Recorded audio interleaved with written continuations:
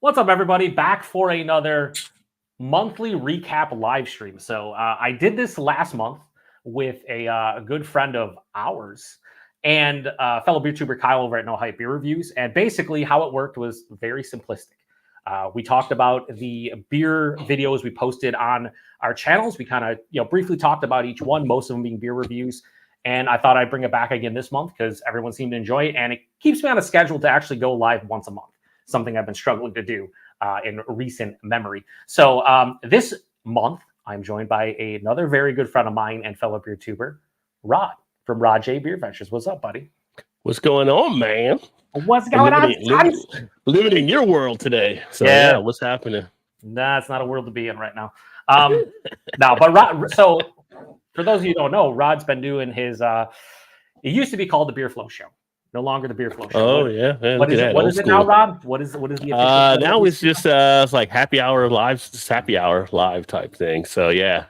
Every Thursday at what time? Whatever the hell you want. 8 Eastern. 8 Eastern. We do it now. We actually were going to try to end it earlier by starting it earlier. It didn't work out that way. So now people get an extra hour.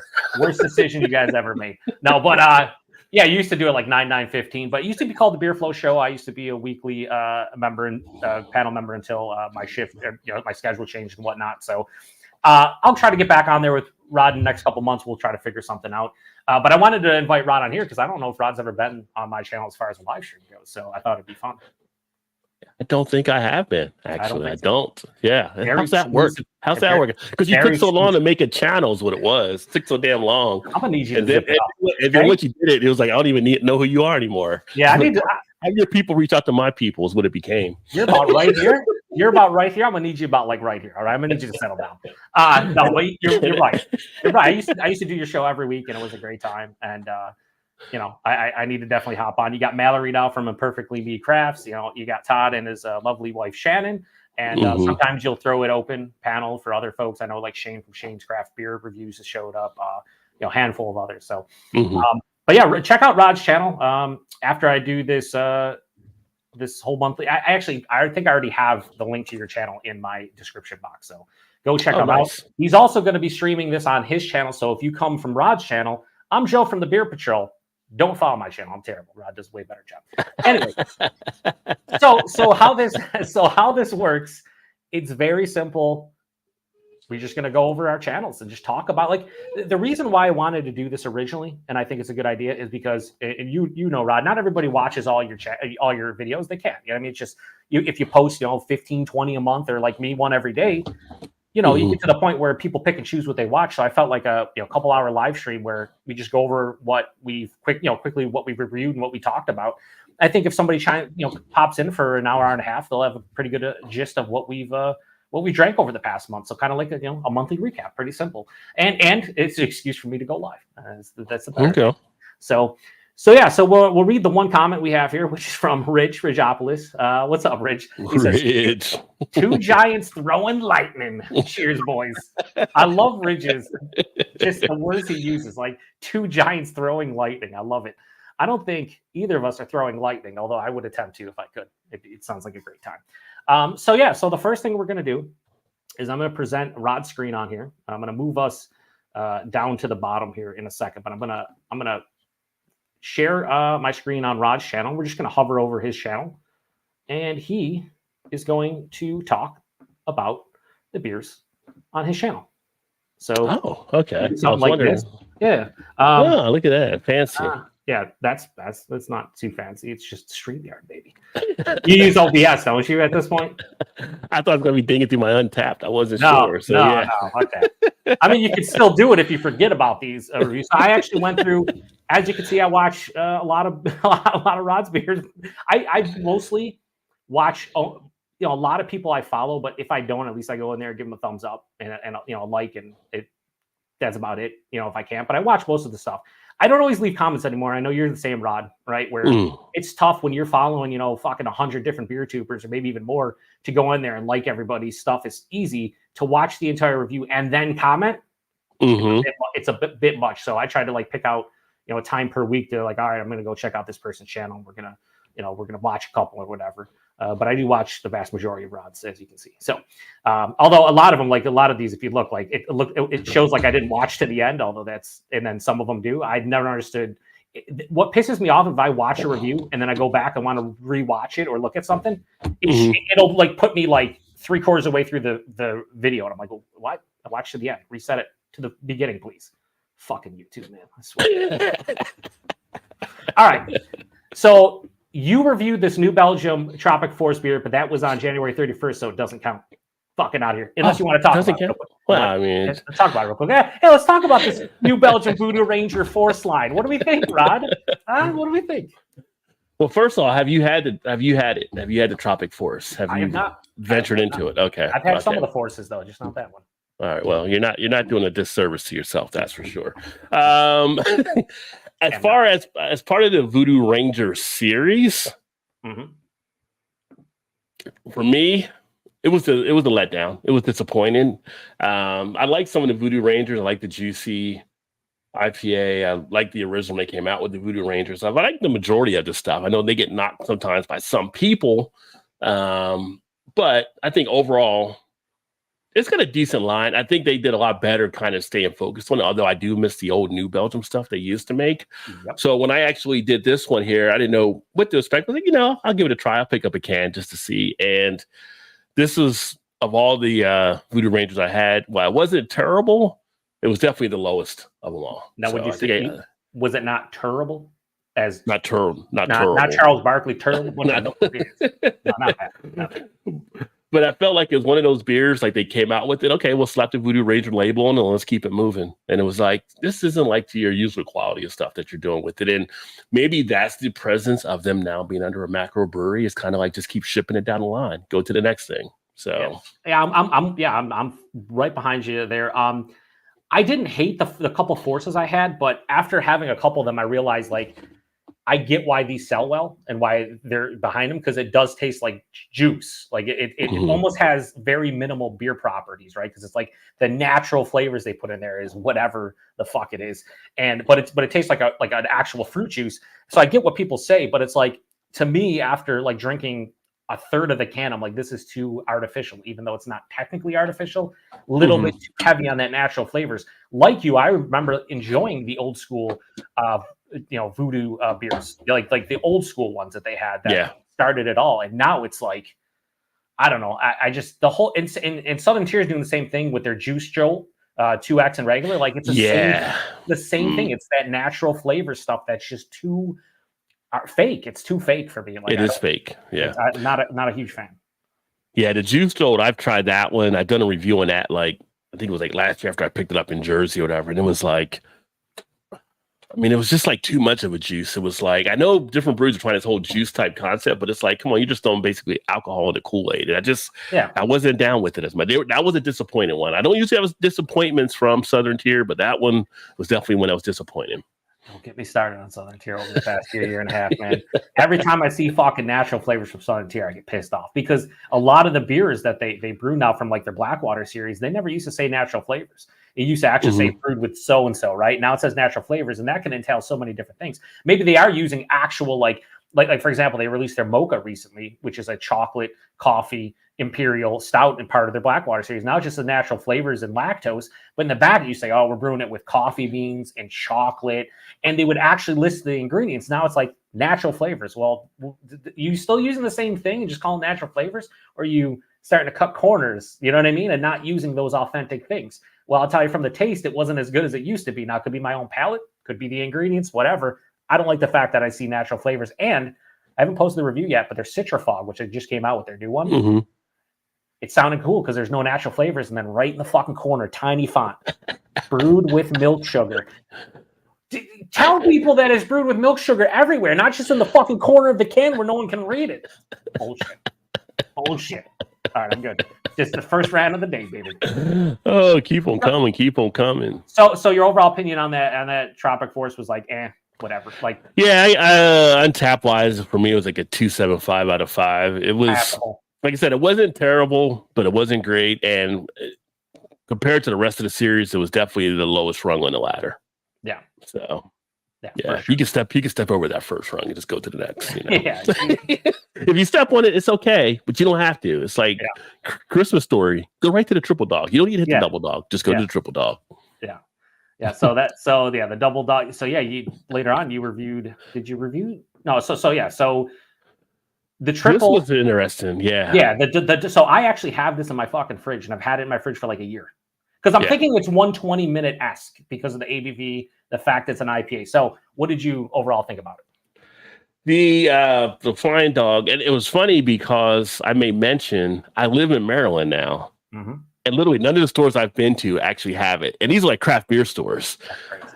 And I'm like, I go to Jersey, and it's just sitting here at one of the Jersey stores. That's one of my spots up there. It's like, oh, why have not I seen this in the state where it's actually being brewed?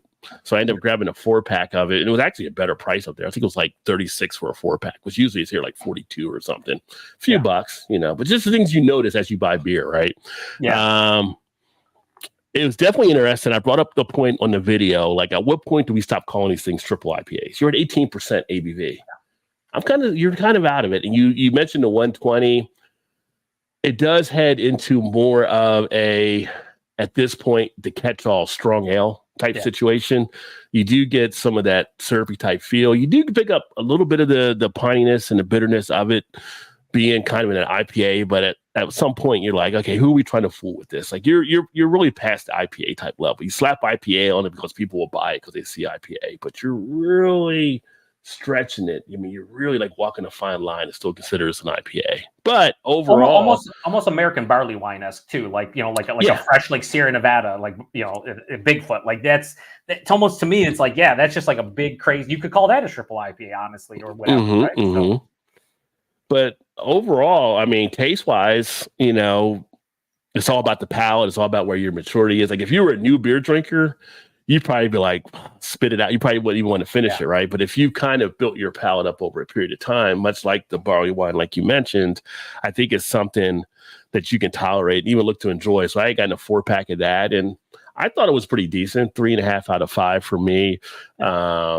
It's definitely can be a sipper, although at a point, it's kind of like we were doing this video last week. I chugged one of the end up chugging out one of the like 13 or 14% stouts I was drinking. I've gotten it wrong. We were in a great time Thursday night, and I'm like, at a point like this, that there's a smooth type part of it that if you're not paying attention, you will drink through it. And I would say don't do that because that will catch up with you. You should be a nice little sipper type thing, put in your little snifter, kick back, throw on the robe, get the fireplace going, maybe crack open a book and enjoy it, right? But it can sneak up on you. It can definitely bite you in the arse, so to speak. On a scale of 1 to 10, don't. Don't. Live in the moment. Moment. Don't try to rush through it. All right. Yeah, for sure. So 3.5. Yeah, I'm looking forward to it. We'll see. I'll probably have it in the fridge for another year because fuck it. We got some comments here. Chaz says Voodoo Range series is better than the Sierra Nevada's Little Thing series, but both are mediocre. Now, are you talking the Voodoo Ranger like old school series, Chaz, or are you talking about like the new Force? If you're talking about the new Force, I would like my own opinion, I disagree with that. I like the Little Thing series better. We're talking about if you can encompass all the Ranger beers back to their OGs and like the Imperial one and everything that's not a Force. Yeah, I would probably agree. Yeah. But Sierra Nevada's Little Thing series, I enjoy, especially when you take into consideration like price point. Like Sierra Nevada's fucking beers are hard to beat. Like when that the Magnum edition of Hot Bullet came out and people are like, you know, they post on my video like, I got a 12-pack for $14.99. I'm like, that's a 9.5% beer. What the fuck? Like that's like over $1, just over $1 a can. Like that's crazy.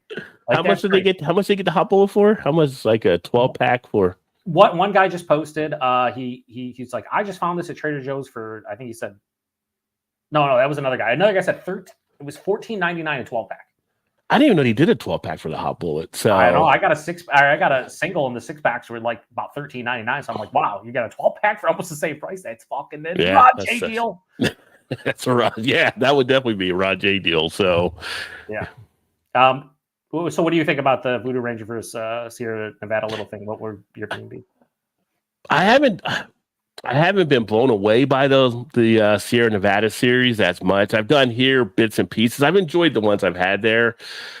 I think it's like you said, if you're going back to the beginning, I think I'm more to the New Belgium side of things. But with some of the slip ups more recently, I probably need to do some more of the Sierra Nevada, but I might be more shifted. I'm kind of like seesaw teeter-totter dependent on it. I need to do some showdown videos between them. Maybe that would help to Shout out settle to that Joe's debate. Arcade. Joe's Yeah. I got Did he do that?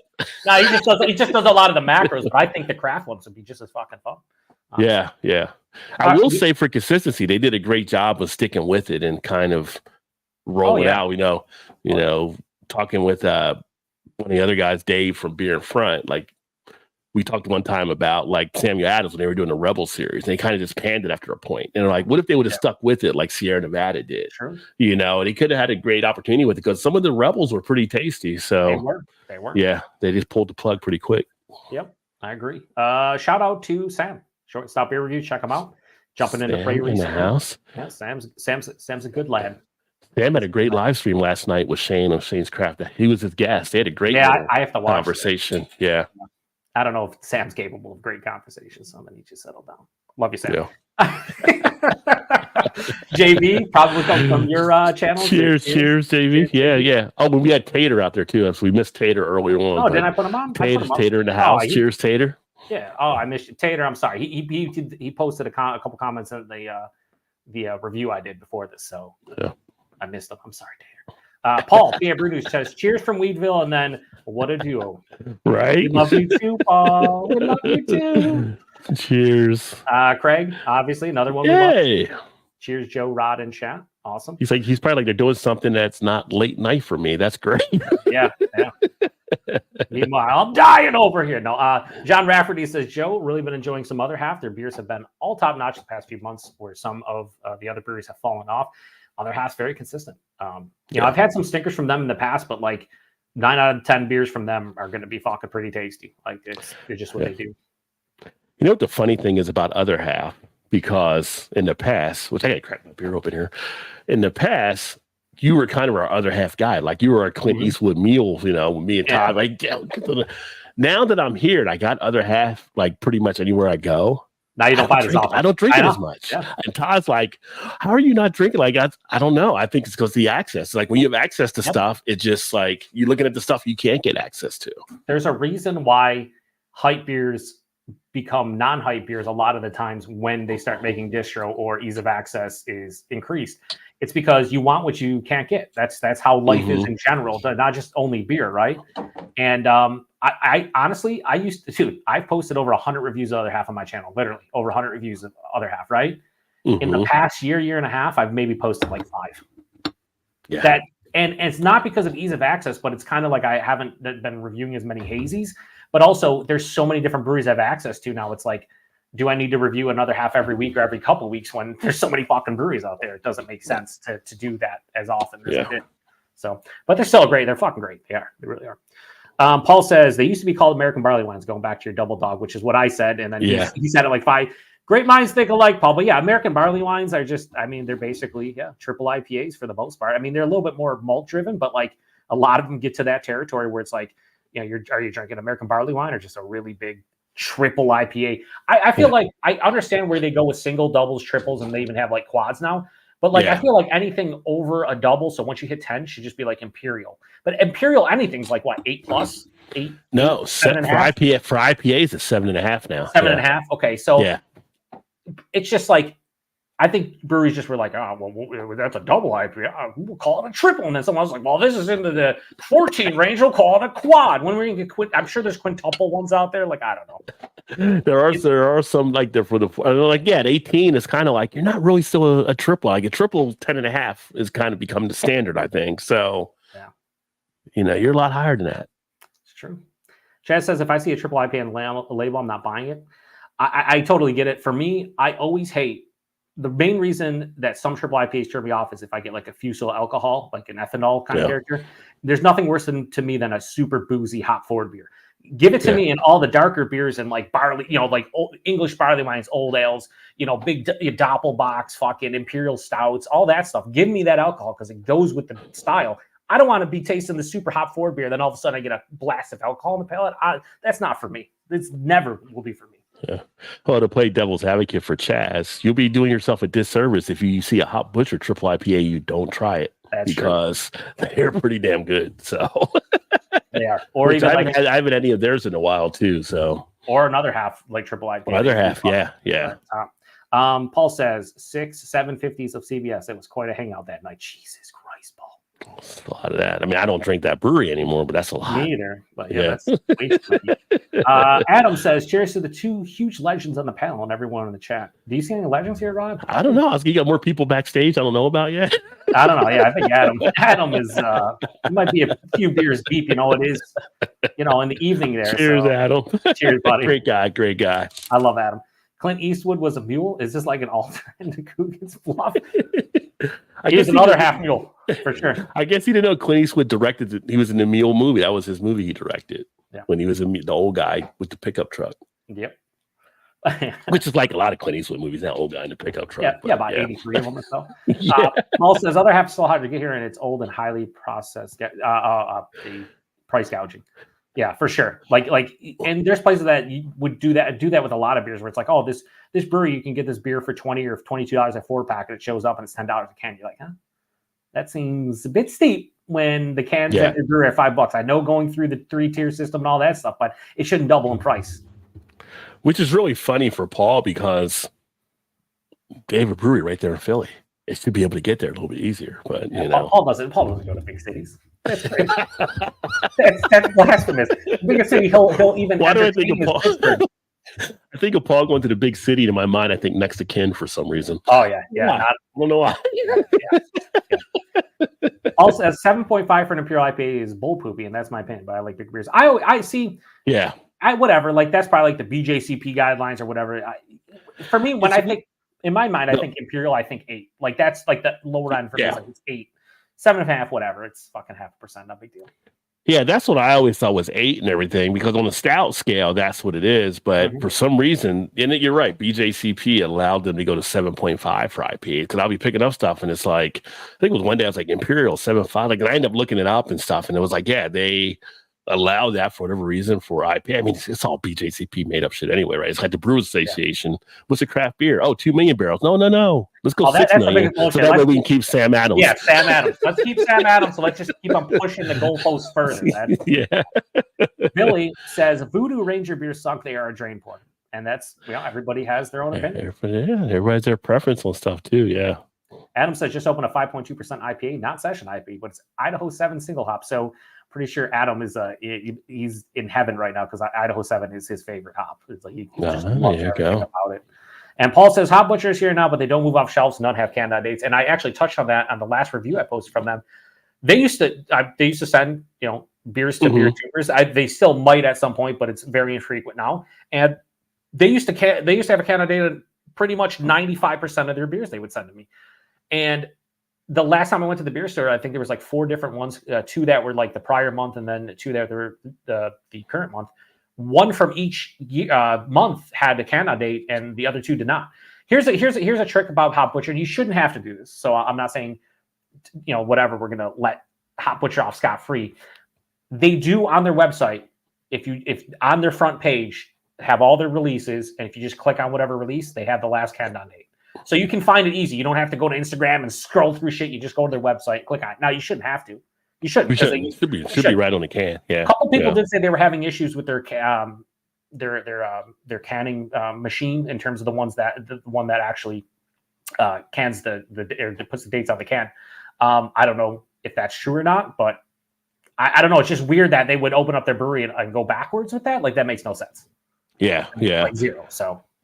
I mean, when I used to get them from Hop Butcher, they always had dates on there as well. Now, to Paul's point, I will say, like when I saw them, because they get distribution in New Jersey now, and so one of the spots up there, Roger Wilco, I saw they had them there.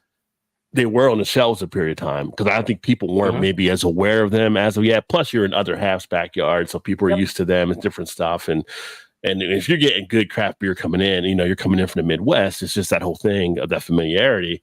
And so I was looking around Christmas time, and there was stuff on there from like July, I guess, that was still out there. Yeah. And so if you're an IPA drinker, that's going to turn you off. It's going to just kind of sit out there. Now, if they had their stouts out there with Hop Butcher, does some great stouts, I would have definitely scooped some more up. But I just didn't get the IPAs because it was kind of like, well, they're, longer than I would want to get them right now. No, I will say this, not again, I'm always truthful with all the stuff I review and whatnot. Hop Butcher makes great beers. They've had some stinkers that I haven't enjoyed. And the reason why I mentioned this is because I do think it's disheartening now. You do not have, canned on dates when you used to. And now, like you're saying, they're out in the market and stuff, and they're in someone's backyard, or they're in a new market. Like, people aren't going to pay $6, $7, $8 for your can of, whatever your double or triple IPA when there's no canned on date. But their hop forward beers do hold up extremely well. So if you do check, see one and say you do look it up and it's 3-4 months old and it's been kept cold, I wouldn't turn my nose up at unless it's like a crazy price. Because I've had Hop Butcher beers 5 to 6 months old that are fucking amazing. Like, same thing with other half. Now, I'm not saying spend your hard-earned dollars on old fucking hop forward beers, but I'm just saying, if you want to chance it once and try a fucking can to see what you think, you can spend your money on worse things. Have Voodoo Ranger Force.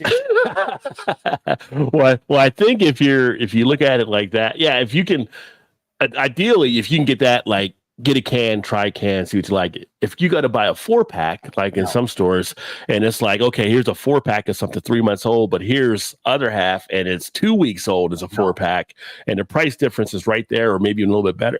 You're gonna probably go with the other half, right? So. For sure. That's the thing there. So it's kind of like 2024. There shouldn't be any brewery where you do not have something dated, either when it was bottled or canned, or when the Best By date is, to give people an idea. Yeah, as Greg would say from Greg's Beer Reviews, put a date on the can, guys. Only if you want to be in the fridge. You ain't gonna make it in the fridge. You ain't got no date. All right, we'll do another row of the beers. We'll talk about them, and then we'll go back to comments. Otherwise, we'll be here for 10 hours. Because you like to talk, I like to talk. Put that together. There's a lot of talking. Then there's a lot of reading comments. Then there's a 6-hour stream that no one asked for. But I would be cool with it. I just don't know if we. I think we may have done that before at some point. But that happens. Yeah, so I don't know if this is going to be 2 hours or more like 4 hours. But whatever. I've done solo 4-hour streams, so I'm good for whatever. So Rod, do you have the Untitled Art lemon sherbet beer review? Yes. So Untitled Art. It's been a while since I tried something from them. I think the last thing I had was one of their seltzers. So now I get them a little bit more frequently here, and it's funny. I ended up getting this one as we talk about the Rod J deal. If you don't know the Rod J deal, check out some of the things over my channel where I talked about that before. Do not check out those deals. So I'm in one of my spots here, the Wine Source, and it's a 4-pack Untitled Art. And I think the 4-pack, it was crazy, like $6.99, $7.99, something like that, and everything, right? I'm like, well, that's kind of crazy for an Untitled Art type thing, right? Mm-hmm. I pick up the can, and this was like, let me see what the date is on it. The date was like, it's still Best By, like February 29th or whatever it was on the can. It was like, when I got it, it was like, you still had like months left on it. And I'm like, why are you guys actually putting it out there when it's still good to? So I ended up grabbing it, and I kicked myself later on that I didn't grab the other one that was there, because that shit's tasty. It was real tasty. So if I had expressed it in how it may be, if you ever had lemon meringue pie, which I was a favorite of as a kid growing up, it was one of my favorite pies. Yeah. That's literally this alcoholic version of lemon meringue pie in a glass. And you got a taste of the lemon, a little bit of a lime, a little bit of a cracker type feel, like from like the crusty type feel that you get sometimes. I mean, this thing was just like, literally, you have to pull your head off the glass to stop drinking it, because it's easy. You could easily chug through this. So Untitled Art, again, a solid brewery out of Wisconsin, and that was one of the better ones I've had this year, I think. So I really enjoyed that one. What did you rate it? That one was a 4.25 out of 5 for me on Untappd. So yeah, cool. All right, so the next two will just combine because it's Sam Adams, and I reviewed the remastered, and I have the Cold Snap in the fridge review. So what did you think about both? We'll start with the remastered. So the remastered has actually been one that's opened up some few questions, a little bit of debate on the channel, which I enjoy. I always love when people comment, and debates always want that action. And the talk around the whole remastered, like, let's see what it was versus what it was previously. And while the remastered isn't a terrible beer for me, I prefer the original. Yep. There was definitely a little bit something, I don't want to say it was like macro-ish, but it's definitely more to a macro type tinge to it, that they changed whatever they did in that recipe. Now, unlike New Belgium that just screwed the whole thing with Fat Tire and made a whole new thing. Like, you're not even the amber ale anymore. Like, you just threw everything out the window that worked for you. They changed the beer, but not the name, and it was like, I don't understand that. Yeah. They just made a few changes to the recipe, but it lost a little bit of the polish for me. That being said, I still did enjoy it, but not as much. And then it was a debate between people that were in there saying the old one was better. I like the new one, blah, blah. So it's kind of interesting. So people are still kind of feeling it out there, but it's like Coke. Do you really need a new Coke?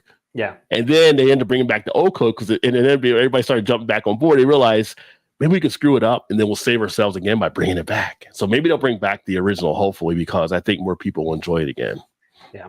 So I'll just say my opinion now. So when we get to my video, I don't have to say anything about it. But I agree. I thought it was subtle, nuanced differences, but enough where it was like I prefer that the old Sam Adams had a little bit more of that like malt character, a little bit like heartier, and the new one just seemed like they made it a little bit. They keep on saying brighter, right? And they say they haven't changed the recipe; they changed the brewing process. Like the recipes apparently the same, everything, but the brewing process is different. Well, whatever that means. You made it a little bit lighter, a little bit crisper, but you dumbed down the characteristics as a whole, in my opinion. So it became more of like an easy drinking beer with less flavor, which is not what I ever thought about Boston Lager. The reason why people move to Boston Lager is because they want something with more flavor that is still drinkable. So I don't get the point of that.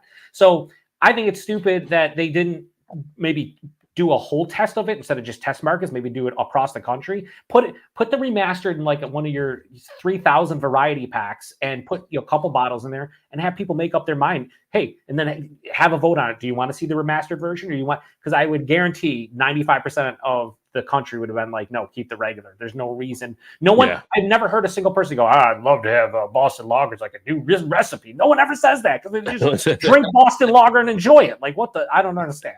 I don't get that point of it. So, well, funny thing about Sam Adams that just happened too. I don't know if you saw or not, but they're had the CEO step down, so a new CEO is coming in after like 18 million or whatever they were off in the last quarter. So maybe they'll make an adjustment, like, hey, just bring back the old one because this new one isn't selling like the old one used to. So we'll see. I would imagine it comes back at some point. So the Cold Snap I haven't reviewed yet, but it's like if you tell me what you thought about it, it's not like you're spoiling anything because I'm pretty sure what I'm getting myself into. You know? I mean, it's a white ale, right? So we're talking about a wheat ale. We're talking basically a wit beer type situation with that one. And one thing I commented in the video, I had never done a review on this beer.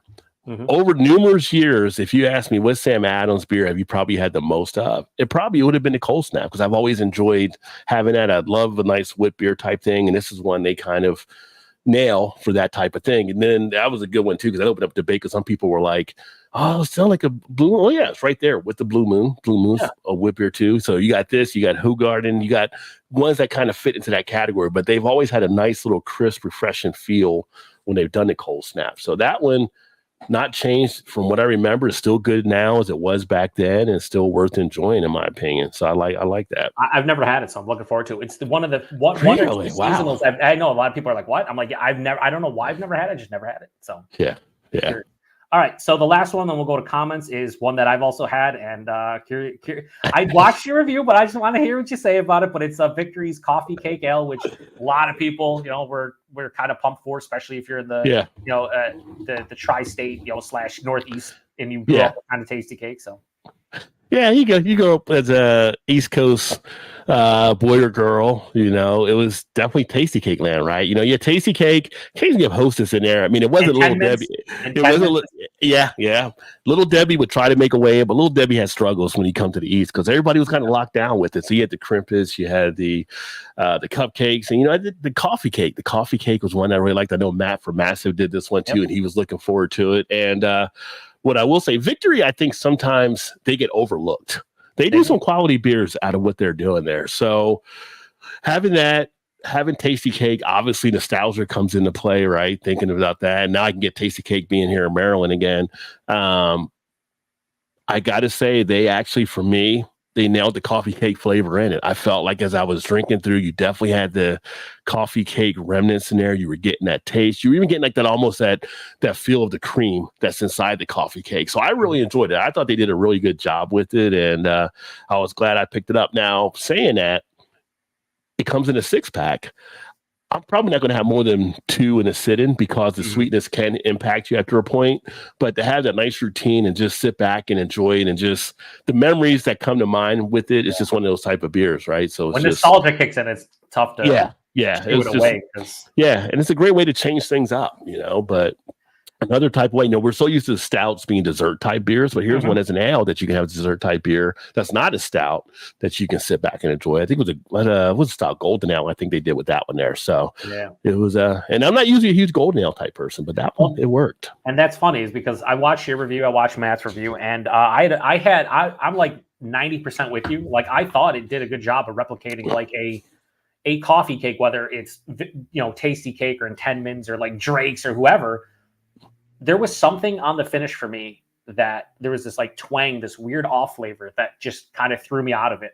It was unfortunate because up until the finish, I was like, damn, they did a good job. And then that finish hit, and I was like, I do not like the finish. I do not like the aftertaste. And it just kind of turned me off to it. I don't know if I got a bad bottle or if it's just, my palate, obviously. I'll have to pick up another bottle at some point and just drink it off camera and see what I think. But I thought they did a good job replicating the flavor. It was just the finish for me kind of ruined the experience. But I did see a good amount of people who did like it, and then a lot of people who enjoyed it. So it was like a very polarizing beer where it's like, I think, going into that objectively, right?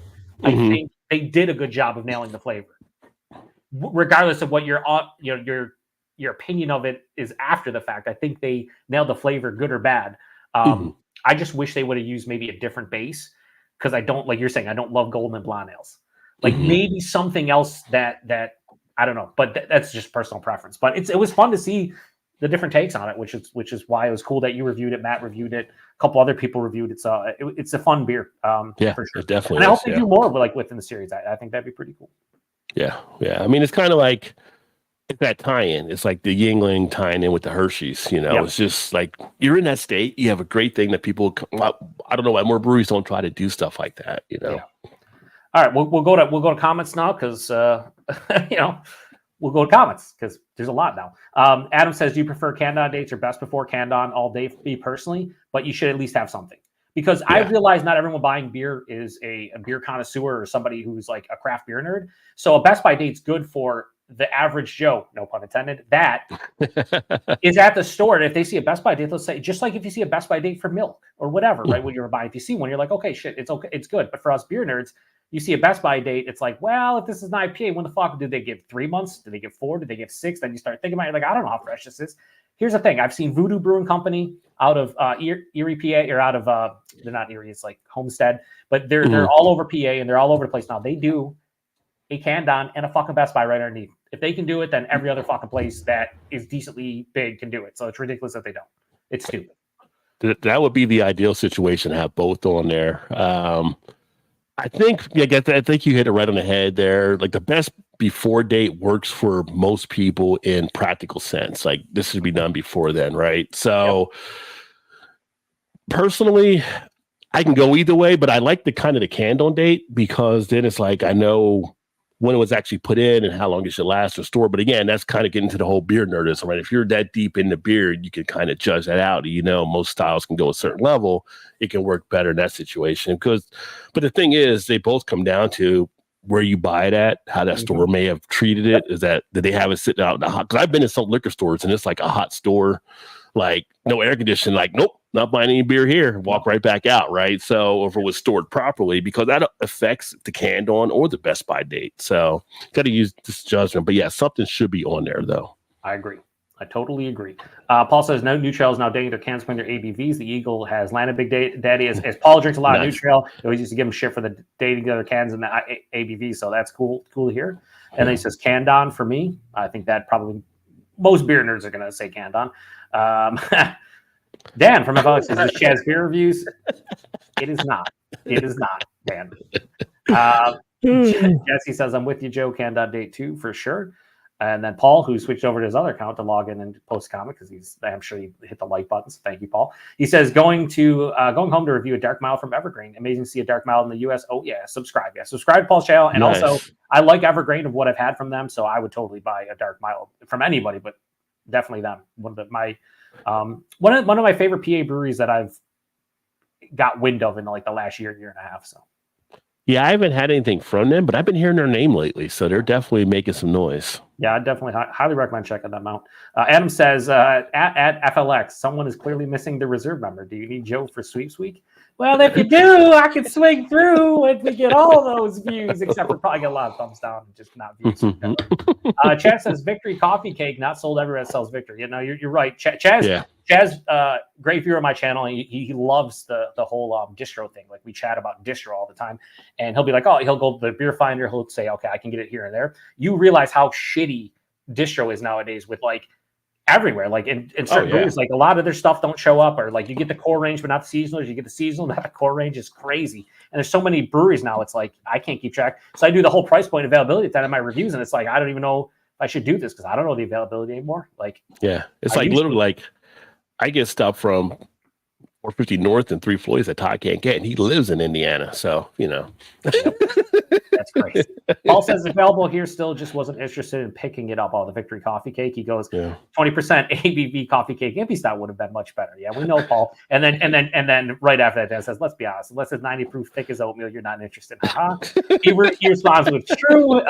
Everybody knows, Paul. And he says 210 degrees. Oh yeah, 210 degrees for Paul at all times.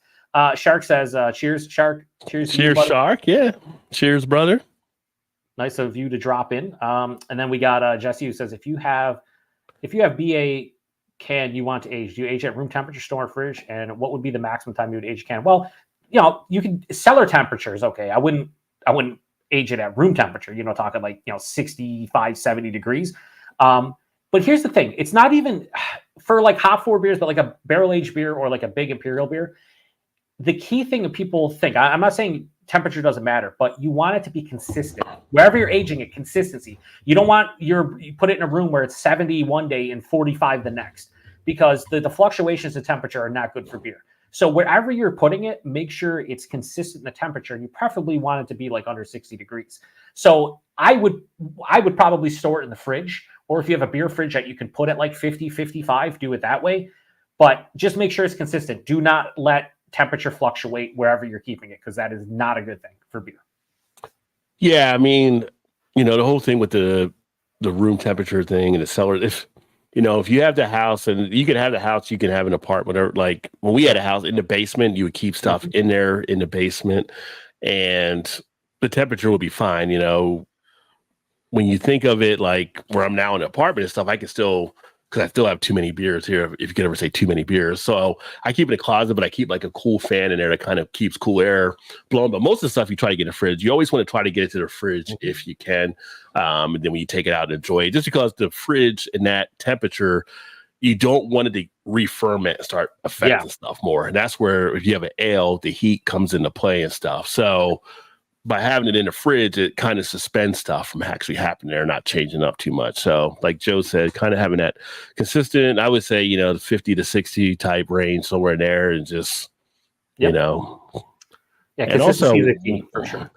And then one thing too, for people that store beer, because I've had this come up before in conversation, if you're storing beer, when you're putting it in the fridge, if you have it in a can, that's one thing, like you could put it on the side. If you have it in a bottle, I would not recommend you put it on the side, because there's ways that oxidation can actually work into it. You want to keep your bottle straight up. So just a little note there. Maybe that's a little bit of dust there rolling down. All right, Paul says he can cook you up with some Evergreen if you want it at some point. Okay. Andrew, Drew, beer for breakfast, facts for snacks. Says brew here. Cheers, Drew. That's Drew. Great channel up there in Caddy. He's got a lot of good stuff rolling. He also does the grilling in the beer. So great to have Drew in. And he always find, I tell you, if you want some humor and enjoys with some beers they're drinking out of Canada, make sure to check out Drew's. He's got some good stuff happening. I remember before he had a beer channel, he was just his name, and he used to comment a lot on albino rhino stuff. So. And then we have Jesse goes, cool, thanks. I haven't had too many BA cans. I usually have BA bottles. Yeah, the cans should age. I mean, fine. Like a lot of people. I mean, I've had beers in cans actually. Right here. Next one. Yeah, but I mean, bottles actually age better just because you can get a little bit of oxidation, which actually helps in a lot of respects. It can hurt in a lot of respects, but yeah, just consistency with the temperature, and like Rod said, cooler's better. Cooler's better. Fridge, is that like almost a beer aging oven? Paul, I don't know if he's ever put a beer in the fridge. Sit under Rajay's learning tree, baby. I don't know for the learning tree, but I'm here for it, daddy. All right. So next we have you did the third annual Black Brewers tasting event. Yeah. So that was pretty cool then. Yeah, so that's a cool event that's done here. First time I went to one, it was like supposed to be it said like festival board. It was really more like a tasting. They have 4 different breweries there. Actually, Drew and Jasmine I've had on my channel before. They run Liquid Intrusion Brewing Company, so they were there. And then I met a couple other people. I just put up one on the plum sour. We'll probably get up to that one. That's the next row. Joyhound Beer Company was there. A couple other ones that were there too, and it was a chance to get out there. You know, you have these events, and Rob, who's the manager at Whitey's Liquor, shout out to him for putting it all on. It's a chance to bring out some of the diversity, I guess you could say, in the beer world, and because some of the recipes and formulas that are coming up with not your just white man with beer type thing. Enhance the whole community, like what is the old saying, like a low tide raises all ships or whatever. So you have recipes being done that other guys may not thought of doing, right? And it's like I did an article on Twitter that I shared of an Iranian woman who was bringing stuff from the Middle East into the beers that nobody else doing. It's just cool stuff that's happening. So being able to taste the different beers, having exposure, there's a lot of people that came in from all different backgrounds and they were trying stuff and they were buying these beers and they were like, oh, that's really good. Like somebody says, I never thought about a plum sour before, and people are trying it. People were loving it, and people were doing it. So it's just the cream ale, the Liquid Intrusion. People love the South of DC cream ale. I know you're a big cream ale fan. Maybe with if you haven't had any of that, I need to try to get you some of that stuff. Yeah, maybe I need maybe all the cream ale, baby. So it was a great experience, and get out there making connections. And Rob's pretty cool cat. He actually this sign up here. It's funny that Elder Pine, that's one of the breweries I actually like here in Maryland, the Big E over my head. I was at the store finding stuff, and I was like, hey, what are you doing with like these signs? The first time I met Rob, and I was like, you got signs just laying here, you like doing? He's like, I forgot that was even there. He's like, you want it? Oh yeah, here you go. He just gives it to me. Then he gives me like a beer glass, and he's just like, we start making this connection and stuff. I tell him what I do and everything, so he keeps me posted on things, and I'm always happy to get out there and check out stuff. So he's got into my mix of beer stores that are now in the mix that we do things awesome, at. Dude. Yeah. And as I would say, Rod saw the sign and it opened up his eyes. He saw the sign. All right, that was terrible. Don't ever do it again, Joe. Okay, here we go. Now that's cool. That's awesome to hear that. Diversity in all walks of life, but especially beer because it seems dominated. So it's good to see more diversity for sure from all walks of life. Yeah. Hey, if you can brew good beer, fucking do People will come. If you build it, they will come. So, yeah.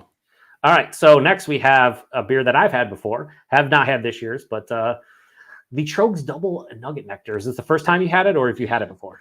This is the first time I actually had it. So I had never had any of the Nectar beers, double or the other one. So what the fuck? So I see people online, all the people looking forward to coming out. I'm getting stuff from Trogs. I posted different stuff on Trogs, and now I kind of get their stuff popping up on Facebook when things are happening. And you know what? Let me see if I can find this thing. So I was at the store, and it was over there at Rob's as well, and ended up getting a 4-pack of it, and brought it home and cracked it open and see what it's all about. And I got to say, pleasantly surprised. Again, Trogs, one of those breweries that just keeps doing the right thing with stuff that I'm finding. So I've picked up more of a fondness with them being back here on the East Coast. And the question that we get into, I haven't released the other one. Next week, I'll be releasing the video of the single Nugget Nectar, but Nugget, I can say Nectar, however you want to pronounce it. Almond or Ammon, you go with the baby. I like Ammon all day long. But we talked about this before, I think me and you, when it came down to 1050. Like, if the 1050 is so good, do we really need a barrel-aged 1050? It's kind of like, do you need a double if the single is that good? But I will say, I was definitely pleased with this one here. Get the peach, got a little bit of a little bit of an orange creamsicle came out of it. Some great flavors, great taste to it, great mouthfeel. Definitely one worth enjoying. Has a little bit of that hop feel still to it as well. So I enjoyed it. I liked it. Yeah, I agree with you. It's good. The base is awesome, but this was also equally as good. Like, I like both for different reasons. But like you said, like, I think I'd still drink the regular one just because it's more sessionable. The next one, because I know Flying Fish, all their assets, and they basically went bankrupt, right? Or they're having everything bought from them. including their their name and the recipes and Yeah. everything. So they're still going to be technically alive, but not like as the old brewery. So here's the interesting thing about Flying Fish, right? So I did this one on the fried ice cream stout, which if you ever had fried ice cream, my biggest thing is if you ever back in the day. So I'm sorry, some of you wise and these and maybe millennials didn't get a chance to None of experience. your whippersnappers are going to understand. You go to the grocery store, you see a Chi-Chi's salsa. Well, Chi-Chi's used to have restaurants, and people used to love fried ice cream that Chi-Chi's would have for dessert. This was like having that in the can. They nailed the feel of fried ice cream, kind of in the flavors and in the taste. It was really an enjoyable type stout. So Flying Fish out of New Jersey, they actually filed Chapter 11, had to go to auction up their stuff. Funny thing that happens. So here I am in Baltimore, and one of the local breweries we probably frequent the most, Guilford Hall Brewery, ended up being the one to acquire their rights and all the stuff. They got all the recipes, they got all the things, and they're going to be still distributing to the East Coast to Flying Fish beers. That's cool. Under them. So now it's kind of funny that the one brewery I actually have been pulled the most to ended up picking up all their stuff. I'm looking forward to seeing what they do with them and everything. So yeah. I mean, I remember hearing about Flying Fish back in the day. Didn't they do they did like a rice beer? Like it was a rice IPA or something that they were very known for, like going back like 10, 12 years ago. It's the first time I ever heard about them. But when I heard about them, going bankrupt, I was like, oh, here's another, brewery going down that's been around for quite a while. So good to see that somebody has acquired all their assets and will keep the name going and everything.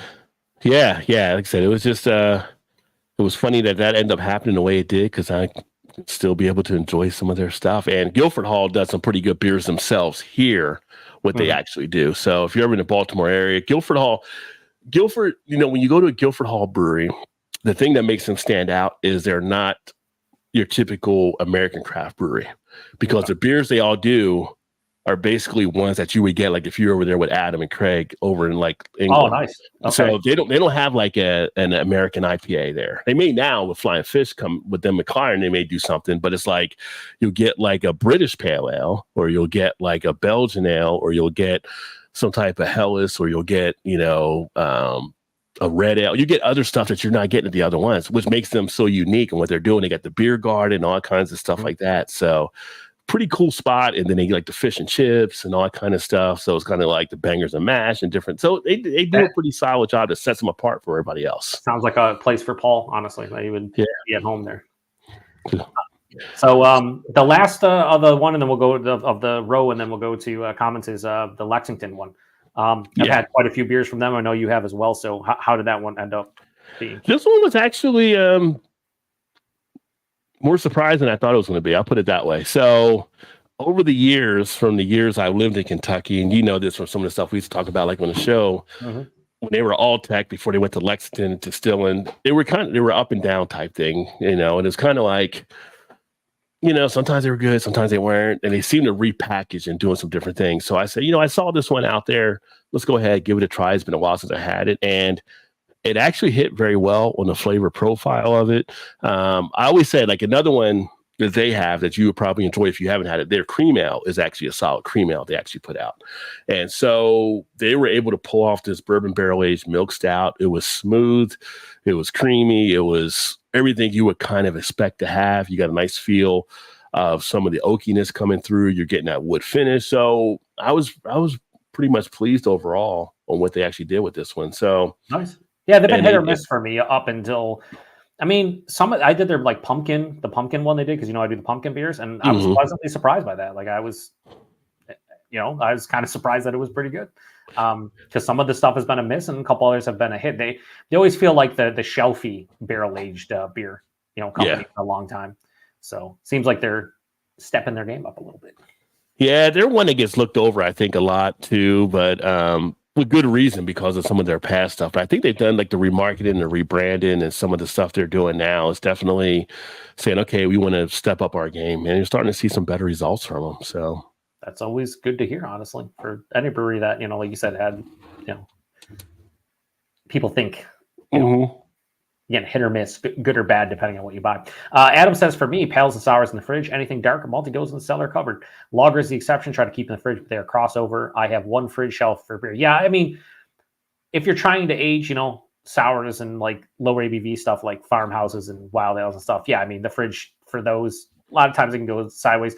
Anything dark or malty, like a dark, cool place is the way, honestly, to go. Outside of like Doppelbox and like bigger lagers, I don't really ever age too many lagers. They're usually just in the fridge for consumption in the very near future. But yeah, there is no like, I mean, I'm sure there's a guide out there, but there isn't like a popular guide that tells you exactly how to do everything. But I would say, like I said, consistency is the biggest thing out of everything. Consistency, you don't want the beer to re-ferment, so make sure it doesn't go over like 70 degrees. Outside of that, like the fridge is always the best. Yeah, fridge is always good. I would say the rule of thumb, 8%. So beers that are 8% or more as a general rule of thumb are ones you can usually get away with age. And now there's exceptions to those rules because you can have some great lambics that are 3.5 or 4 that you can hold on to for a good amount of time as well. Or saisons, farmhouse ales. Things that are going to change with time because the yeast is going to do its thing on its own, and the hops are going to die out a little bit, and the complexity of the malt's going to shine through. Generally imperial beers are what you want to age outside of those rare exceptions. I think Adam's dead to me mostly at this point. Says cream ale for me is just a culture that's gone wrong. We're just going to ignore that comment. And Shots fired. Shots fired. Fucking Adam. He just hasn't had Jenny cream ale, right? Anyway. Yeah. Dan says, myself and Mike just got done reviewing beers a little bit ago, had some tasty beers, so we don't have to watch the 2021 classic reviews anymore, Dan. Unbelievable. I was enjoying those. Josh says, cheers. What's up, Josh? Cheers, Josh. He said, I had the Flying Fish Blueberry Braggot to dump the whole 4-pack down the train. That's the other one I heard about back in the day. Like their rice, I want to say it was like a double rice IPA or something in that realm, and then that Blueberry Braggott's the other one I heard of. I wonder what he didn't like about it. That caused the whole thing. He always says he's done with craft beer like halfway through a stream, and so maybe he was just done with craft beer that night. Like talking to him, dump it all out. Did he dump it from the bowl, or was he using the glass? Is my question. Yeah. Oh, he's definitely using the bowl. If he's drinking a blueberry braggot from a bowl, I might be done with him. Paul says I now have a beer cabinet in my living room. Most are already 10 years plus old brews. Yeah. They're getting that nice Paul aging in the backwoods of PA.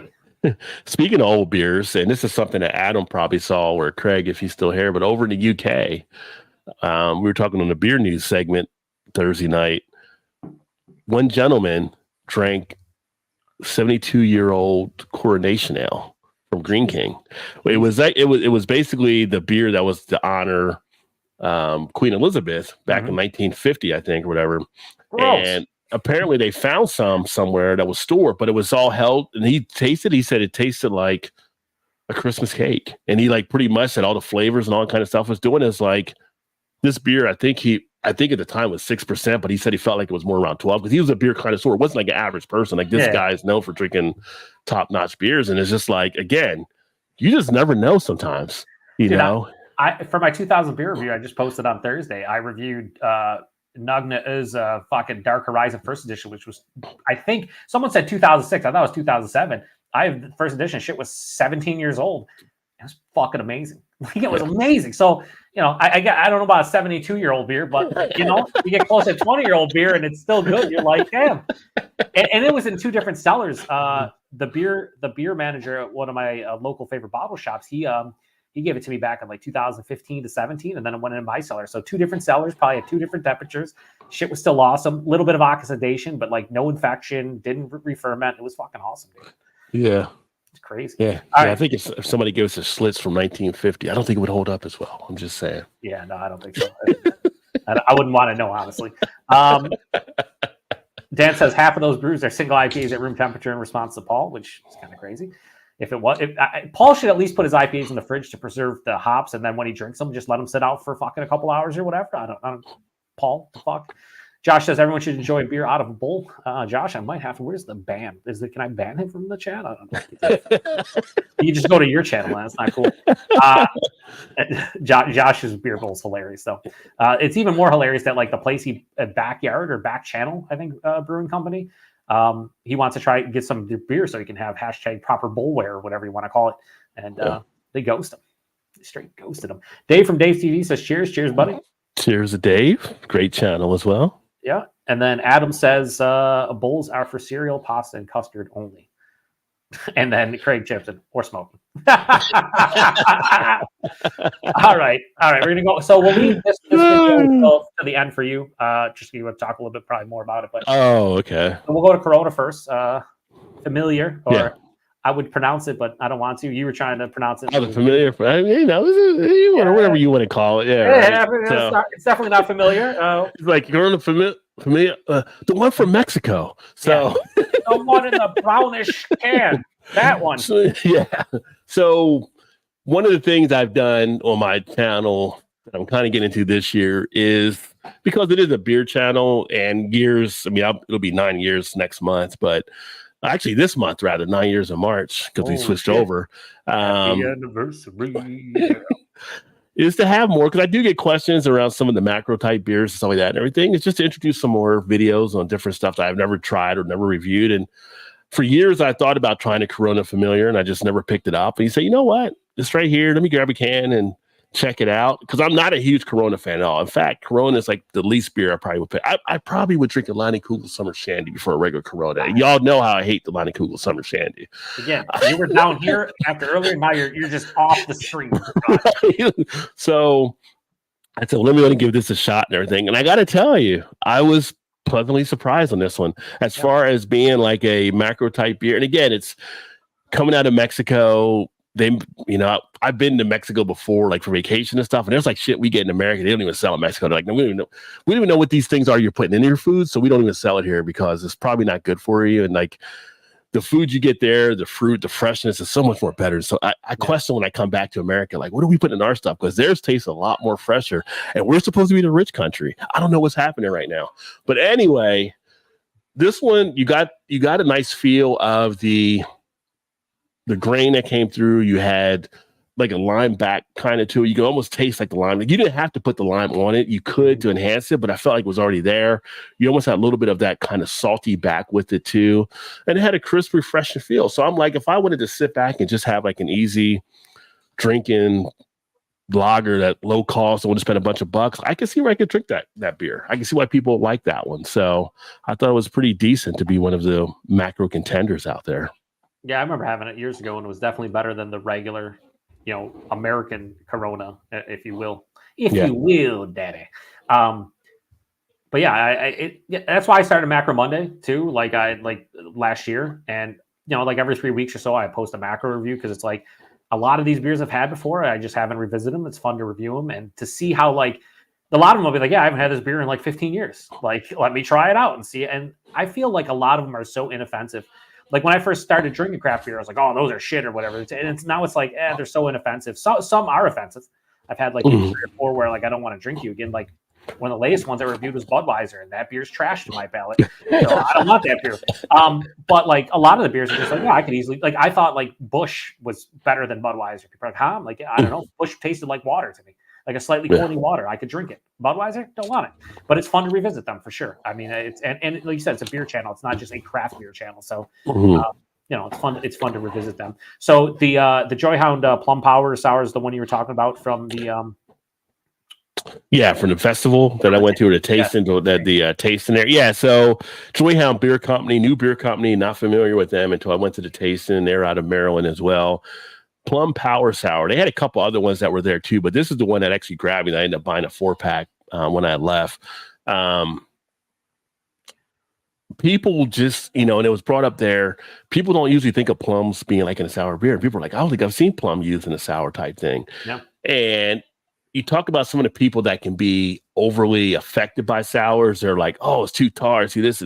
This was a well-balanced, put together sour. It wasn't like all up in your face. It was bright. It was vibrant. It was a great mouth coat into it, a nice feel. It was just an easy drinking one where you got the sour, you got a slight tart, but it didn't get acidic on you. It was just smooth overall. Like, it was really well done, and it was one I enjoyed, and it was probably one of the top ones of all the beers I had that were there that really stood out the most. So, and it's nice because it wasn't like also we didn't have to go the whole smoothie route, right? Like I love Imprint. I love what they're doing their stuff, but sometimes you just want a beer to taste like a beer. Like you don't want it to be like the slushy type. You want a smoothie regular type sour. thing. Yeah, Yeah, you don't want to be this one chewing or did it. eating. You don't want the beer to be 600 calories. You just let's something refreshing with a nice plum flavor that's still a beer at heart. Like that's I get you. And then the last one you posted was go back to the macro, but Miller Genuine Draft, which I just watched today because it was the last one I watched, and the glass lacing was fantastic. Yeah, I mean it's a kick thing. So it was kind of like that's another one. I was at the store a few weeks ago, and it was like, okay, so what else? Oh, you know what? And this really got going on one of the past shows because Mal was talking about how she loved Miller Genuine Draft, but couldn't get it. She couldn't get it in Chicago. She couldn't find it everywhere she looked. She was trying to find it just for the nostalgia of like that and everything. She literally had just gotten it from Shane's Craft Beer. He had to send it from Canada for her to get it in the States where she's at. But you know, I was like, you know what? I can get that. I'm gonna pick up one, and because for me, it's nostalgia. And I mentioned this, like the Miller Genuine Draft came out in 1985. I went to college in 87, so 87 through 91. We were there at the height and where people were just Miller Genuine Draft was like a staple almost everywhere that we were drinking and partying and all that kind of stuff. Yeah. And I'm like, I wonder if it tastes the same now as it did back then, and kind of is still an easy drinker type. And again, it was more pleasant than I thought it was going to probably be, because you know, you go back to some of the macros and you're like, this is nothing compared to the craft stuff, but it's still a nice quality beer. You mentioned, you know, Bliss versus Bud. I would take Miller Genuine Draft over Bud. I think, you know, I think it's just a nice crisp feel. You had some of the grain, the grassy type feel. You knew it was a macro. You had some of the corn stuff coming through, but it wasn't overly in your face as well. It was just, you know, a decent type one on a spring day, a hot day. It's an easy one. You could just go ahead and pound right out. So 4.8 ABV, you know, you're not getting hammered off of it. I agree. And I haven't had that beer, I don't think ever. I'm trying to think. I don't know if we get it here, but there's a lot of like niche macro beers like that where like, you know, the distro doesn't make it to certain areas that like people definitely are like, oh man, I enjoy that one. So yeah, that'd be one for me to try down the line. Like you seem to enjoy it for sure. Like I was like, oh, he's getting down with this. Like it's funny. You mentioned a macro that you enjoy. You mentioned the lacing. The lacing was kind of amazing on it. Like it was still like a nice quality product. You know, it wasn't like faded out like some of the other macros. I mean, it was still a well put together beer. That's all you can ask for. All right. So last thing we'll talk is about the Sumo Sups thing real quick, and then we'll read comments and I'll start mine. All right. So I mean, I know a lot of people have done, I've seen like in my feed, probably like 4 or 5 people do the chug. What's the background? You want to talk a little bit about the background about that? Yeah. So for those of you that don't know Sumo Sups, another beer channel, Josh does a great stuff on his thing. So recently his grandfather had been diagnosed with dementia, and they're kind of fighting that battle against it right now. And so he was doing a fundraiser and came up with Chug. It was a Chug for Charity and Drink for Dementia, and was sharing it to try to get the word out in the beer community. And you'll see people in the beer community that have jumped on support. Like over in the UK, you'll see a lot of them have like the hashtag Chug for Charity, Drink for Dementia, that you have people doing it. And then I've known, I guess Josh maybe now, I want to say a couple years or so like that, but always a good guy, right? And it was one of those things that just hits, and it's kind of like something like that, you know, it affects so many people. You know, whether you know someone yourself, you probably know someone that has someone they're dealing with. So it's just one of those things, and it's a rising number. I think when I was doing the video, I talked about like, I think 50 million have been diagnosed right now, and they're expecting like almost 10 million a year to be added to that number. That's how much it's actually increased. And so we wanted to show support. And so during the broadcast on the live stream, me, Todd, Mal, we all did a chug for him and shared his information and stuff out there. And if people want to be a part of it, they can actually, you know, join on. I put the link out there for the charity stuff and things that he's doing. And it's just it was one of those things that I tell you, when I did that video, you're always live. You're live, right? So you know how you do stuff and you're like, you know you're going to talk about it, but you're never really fully prepared until you actually do it. And if you watch the video, I do get choked up talking about it and stuff. And it's just, it hits. I mean, that's just real raw life. Emotion, man. It's raw emotion. It's real life. It's one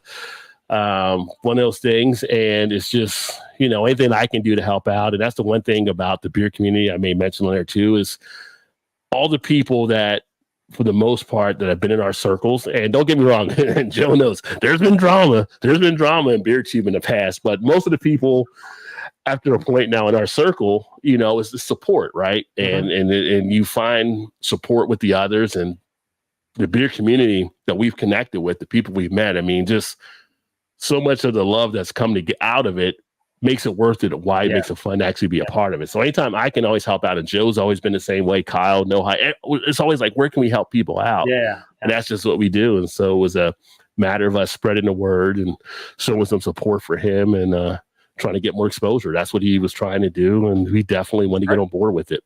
Yeah. I'll try to remember to post a link in the description if anyone wants to check out how you can donate and whatnot. I don't know if I'm going to do a chug. I might do a chug. We'll see. I'm terrible at chugging in general. Yeah.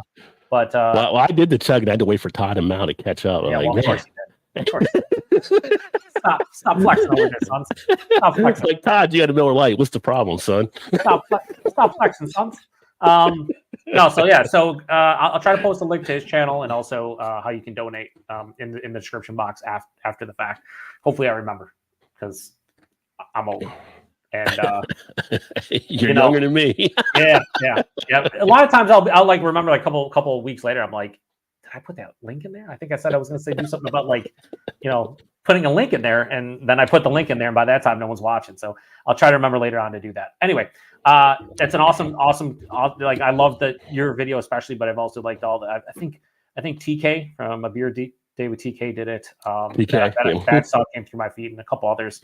So I'm sure that many more that I just didn't see. Like yours, I didn't see until when did you post this? Let me see. You posted this 5 days ago. I think I saw it yesterday or day before, something like that. Yeah, because we took it up the live stream and I had to go back and pull it off of StreamYard and just cut out that segment and then repost it up by itself. Yeah. So yeah. All right, so we'll do some comments and then we'll go and I'll do mine and then we'll wrap it up after that. Josh from Last Beer says, unbelievable. Craig and Adam talking about that they wouldn't use a beer bowl, and I'm with them. And then Josh also says, anyone got the 2024 Parabola yet? As far as I know, they're no longer distributing to New York State, and if they are, they're not distributing to my area, Buffalo, anymore. So I'm very disappointed that Firestone Walker, despite being owned by Duvel and having Amagang as part of that in New York State, is just like fuck New York State. So well, I guess. Yeah, I usually pick it up when I go to Jersey, so I'll be in Jersey in May. So I got a spot that it's pretty much a shelfie turd. It's always on the shelf when I go in. So that's how it's been for like the last 5 years with them. That's maybe part of the reason they're pulling on. I don't know. Dave Stevie says 9 years to your 9-year anniversary. Wow. Yeah. I'm old, Dave. I'm old. He's old. Dad says, not yet, Josh. I'm sure you will get it. Talking about Parabola. Then Adam says it will probably turn up here at Christmas. Yeah, that's the UK for sure for an American beer to Josh. Then he says, speaking of sours, we now get Mortalis and RAR brewing quite regularly now. I think I prefer Mortalis, having had both. Is it just me or do you guys feel the same? I have not had an RAR beer because they were tough to get. I know they got decent distro since then. To me, I've had a lot of different heavily fruited sours from a lot of different breweries. Mortalis, to me, is the king of nailing what they typically say it's going to be. They say this is a peach cobbler fruited sour, heavily fruited sour. It's a peach cobbler heavily fruited sour. Very rarely will you drink it and be like, I don't understand what they're going for. They usually nail it. Probably my favorite as far as the fruit smoothie sours go. They have, back in the day, you only had 450 North. We had the hookup with Todd for many years, and now they've kind of fallen off. They've taken some weird shortcuts and just they release so many different beers. It's just like, I don't know, they're not as good as they used to be. And not because you got ease of access, but they show up and they're like $12 a can. I'm like, fuck you. I'll pay $12 a can. Get out of here. I go get 2 Mortalis beers for that price. Yeah. What do you think? Have you had either or? Well, for me, it's the funny thing. I'm the opposite of you. So I get RAR, but I don't get more. I don't think I get Mortalis that I've seen or anything like that. But as far as me for sours, 450 North, I can still get my hands on, but I've leaned more into imprint now. I think imprint kills. I think imprint. I think they kind of kill on some of the sours there. Some of theirs can be a bit too sweet, but like I get it because it's like it's kind of what you're like going for, right? Like a lot of their beers are like, hey, here's this crazy pastry sour, and it's like, yeah, you nailed it, but like I wanted like 4 ounces of it. Like I feel like a lot of these fruited sour styles, whether it's a pastry or just a smoothie or a slushy or whatever, they're like flight beers for me. The definition of flight beer. I want like 4 or 5 ounces and move on. A whole can of it's like 600-700 calories, and then you start thinking like, I get to the end of the can, I'm like, oh, it's just too rich, just too much of that fruit puree and sweetness, and if there's marshmallows and vanilla beans, it's like, I wish I would have at the very least shared that with somebody, you know? Yeah. I will say Dewey Beer Company is also up there out of Delaware. They're actually doing some great stuff. Yeah. Secret Machine is a good. Good. The different flavors. They're nailing them. They're nailing them. Dan says Mortalis is amazing. You are not wrong. He says, to me, Dan serves any fruit or sour fruit beers I've had. They excel in additives, adjuncts. So pretty much, I totally agree there. Yep, 100%. And then Adam says, in terms of US stuff, agree. I think FX Mana range and Vault City may rival. I've heard really good things about Vault City. I've seen a lot of reviews and Untapped check-ins from like I have so many UK friends on Untapped, probably more than American at this point. They're always drinking Vault. Always drinking Vault. Sammy says, I'm about to review a hype beer with significant can damage. Haha, could really bite me in the butt. Well, hopefully it's still good, Sammy. Hopefully it's still good. And then Jesse says, Mortalis is amazing. They are. And then, Kyle says, Katie, Keith, and I are watching. Thanks for the mention, Rod. Oh, that's always, why, brother. Yeah, I'm going to take away that mention just for Kyle, though. Shout out to Keith and Katie for watching, though. No, we're going to review a beer after this. We're going to do us three, I guess, are going to do Little Nader from Trogs. Oh, nice. Yeah, I'm looking forward to like the lower ABV Troganator, so to speak. We'll see how it is. I don't think I've seen that one yet here. Nah, it's a new release, so you probably see it soon though. Dan says, Kyle, thanks for the invite. And spelled it wrong and had to correct himself. Sammy says, be like Scott, chug a Pepsi. Still bark it up. You guys are always welcome. Come get the Fidens Haze. How about you send us the Fiden Haze? Yeah, come and get it. I keep hearing about them, so I'm taking it. They're pretty solid. Yeah. So they're like other half circa like 5 years ago. But they do make delicious hazy beer. Dan says he doesn't want your pity Fidens. Dave says I will have to do that chug challenge. There you go. Yeah. Nice. So you just inspired one guy talking about it in the channel. That's what it's all about, right? Kyle, this says, did you guys review all BA barley wine? Something slurring your words? Ha. Am I slurring? I mean, I am doing barrel aged. I did the the first one I just finished with Lagunitas. If I get to the right camera. No, Willetize. So Willetize. And then I just cracked open the barrel aged blackout stout. Well, maybe that's why he slurred a little bit, or is it? These are the levels I live at. I don't have like low baby ABV beers for the most part, unless I'm doing like a special review. I mean, you know what? My valve just switched. Fuck you. I live large. You know me. Yeah, I know you. 10% is session for me. So yeah, you and Paul would just fucking session like 30 fucking 10% plus barrel aged beers and still be like Starcade and 85. Dan tells Kyle we're not coming over until you get that basement in order. True. Craig says not sure why such a long link. Huh? Well, I don't know. Oh, for what? Long link. Long link for talking about to donate maybe to the charity. Well, not on mine because I use Bitly for my link on my channel that it shortened the link. It was a long link when Josh had it. But I actually cut it down to a small link on my video. Yeah. Okay. So, yeah. Josh says, Dan, I got it yesterday. He's talking about the parabola. Sammy out in fucking Australia. I got a heap of rare RAR in my fridge, guys. I'm down under and fuck you. Okay, cool. Fucking Sammy. Dan that says, don't be Joe Kyle shaming folks who imbibe to the utmost degree. Fuck you, Dan. You know, it's unbelievable I'd say that to my cousin, right, Ron? Right. Art Robinson says, good afternoon, everyone. What's up, Bart? Cheers, Bart, one of my Jersey fellows. Yep. Bart's he's always chiming in on the live show, and at least when I used to be on it, he would chime in quite a bit. Yeah. I've got to meet Bart in person. When did we meet Bart? It was year before last, I think. But Bart's been watching the channel for a number of years, but up in Jersey, so we got together at Spellbound, I think, to have a couple beers, and that's one of my classmates runs that brewery. So awesome. That's cool. Always cool to meet viewers, you know. Yeah. Caleb says haven't had much, but the few materials I had has been great. Yeah, for sure. Jess says 450 North is too sweet, like NWO too sweet, or like actually too sweet, because either way. That's right. Ruffling reference. Shout out to Dan. Josh says 4 scores. Oh yeah, 4 scores makes great sours as well. I think Paul's been to the brewery, but he said fuck the heavily fruited sours. He just wants like the normal. Well, that's beer. Paul. That's Paul. Yeah. That is Paul. Caleb says Definitive and Maine does some great fruited sours. Yeah, we've seen a couple here or there, Caleb, down in Buffalo. I can't remember what showed up. So much beer. Adam says we get D. Is he talking about Definitive? He might. He shortened it. He just I don't know, because D means something else in the streets. I'm just saying. Yeah. No, I tried to ignore what was happening there, just for the most part. Adam says we get fines here now. Happy to send you. Fuck you, Adam. Fucking in the UK getting fines. Meanwhile, I'm like 4 hours away from the brewery, and they just fist me all day long. It's great. What? He's like, yeah. No, it's funny, like just seeing that stuff, because it's like, yeah, I'll see like Craig or somebody post something over there, and it's like, oh yeah, I just got the heady topper type. Like, I got all the stays here, but you guys got all stuff there. Like, I got Treehouse Julius. I bought it off this fucking website for £7. Okay, cool. Dave CV. Have to go, Jen. Cheers, Dave. Cheers, Dave. Thanks for swinging in, brother. Kettlehead in the house. Nice. Cheers, homie. Hey, Chug Challenge. Yeah. Go check out. It says I have it up. This video right here, and the whole scoop right here. Look at this high technology. That's not really as really Barrel Souls. All right, I'll make note of that. Yeah. Oh yeah. Caleb drinks. How do I say the vast majority of Barrel Souls beers on Untapped? He's always checking them in. I think they're relatively local to him, or like, not that far away. He definitely enjoys their stuff, and most of it looks delicious.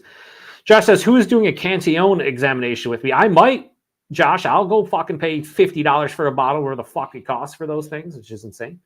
And then Paul Wright-Lawn says, what's up, everyone? Good afternoon. What's up, Paul? What's up, Paul? Cheers, my friend. Like 40 minutes from me. Is he really? I didn't know that. Okay. I think he's like closer to the south towns of Buffalo. Jess says, actually too sweet. Okay, true. But I thought it might have been too sweet.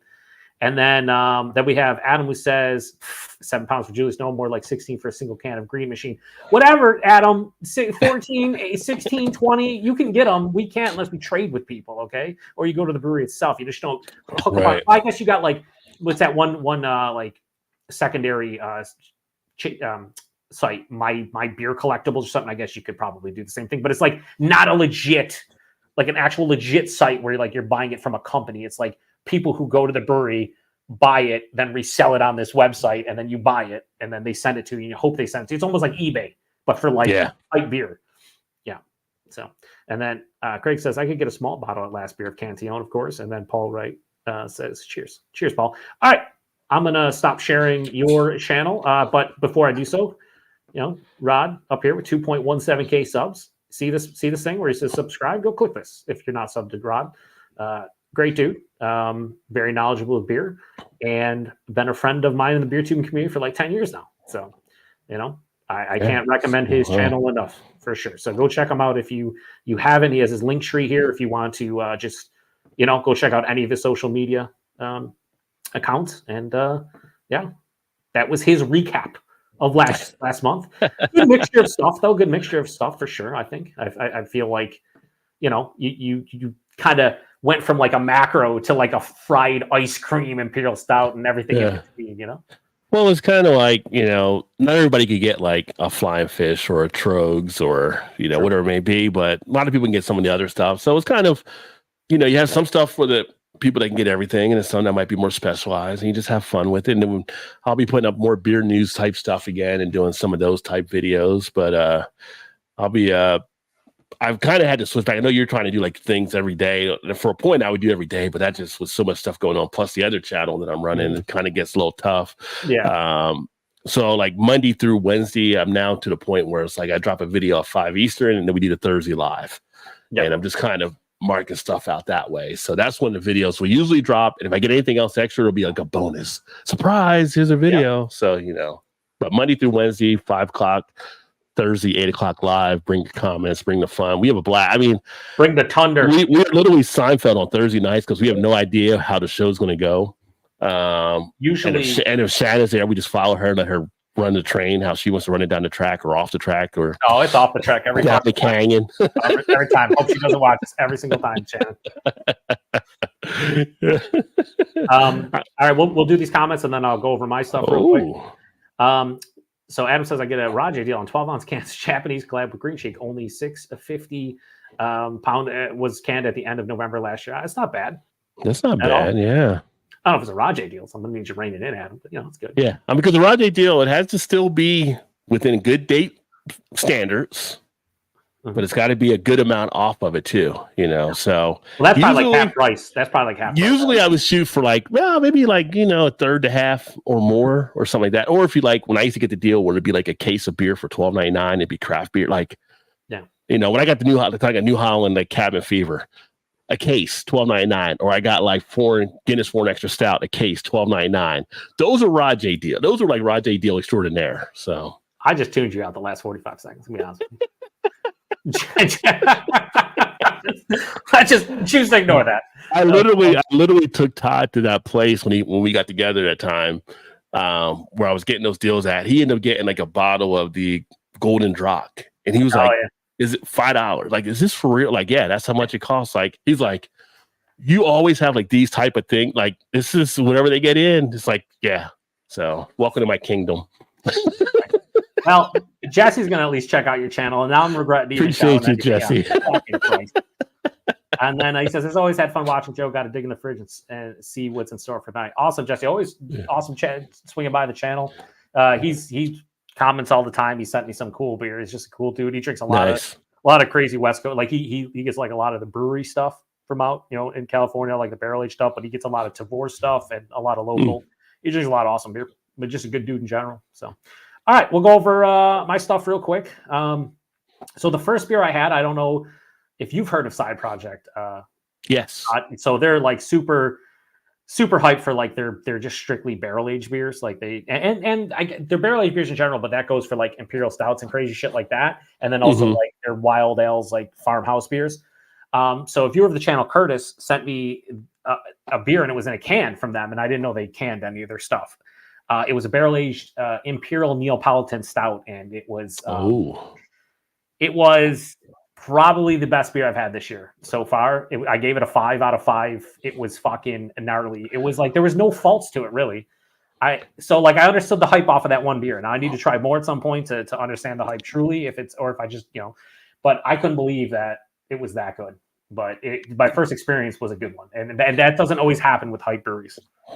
But you've also had the Sagatuck Neapolitan, I believe, too, right? And it was that much better than that? Oh, way better. Oh, wow. Not even in the strange stratosphere.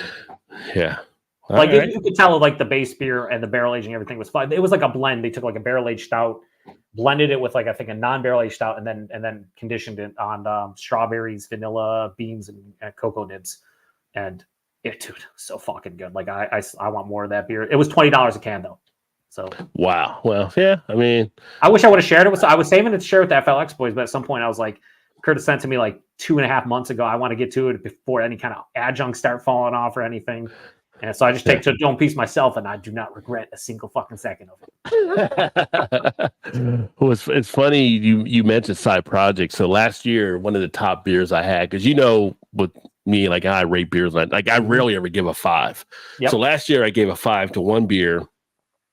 Side Project was in a collab with it. There you go. So it's Side Project, Weldworks, Other Half. Oh, okay. Yeah. And the Veil. Okay. So it's almost okay, you're coming in with high bar level, right? Yep. You're don't mess it up. Don't mess, because you're all, and it's and it was their bubble wrap. It was so damn tasty. That was their Imperial Stout, 14.5 ABV, and it was as smooth as can be. So yeah. There you go. Yeah. There you go. I think Side Project's hype probably is justified just based on our two experiences. Even you with the collab and me and that canned beer of theirs, it was still, because most of their they're the Side Project hype beer that people go nuts at is called Beer Barrel Time, BBT. Mm-hmm. And it's just a non-adjuncted, just Imperial Stout that's barrel aged. They use different barrels and blends and stuff. But I didn't even have that. I thought it was amazing. So next is Sierra Nevada's Hot Bullet, which it's another Sierra Nevada Imperial West Coast IPA that's fucking reasonably priced and quite delicious. I've had one guy comment on my channel yesterday and said, "Hey man," he's I get a big ethanol kind of kick out of this one, and it was the can was 3 months old, and he's it's just not doing it for me. I actually wanted a drain port, and he was the one that got the deal at Trader Joe's. I think he paid like, I think it was the 12-pack was like $14.99.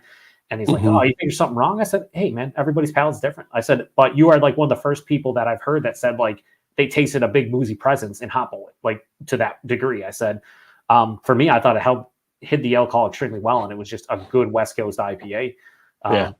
I really enjoyed that one. I think I gave it a what I give it a 4.2. It's fucking for like a shelfy Imperial West Coast IPA, like it's Sierra Nevada. They do good stuff with that. I mean, that's what they're known for. So what did you, if you remember, how do you compare this to the previous version? Because this one, I never had the previous version. That was okay. Yeah. So the original, the Magnum. Yeah.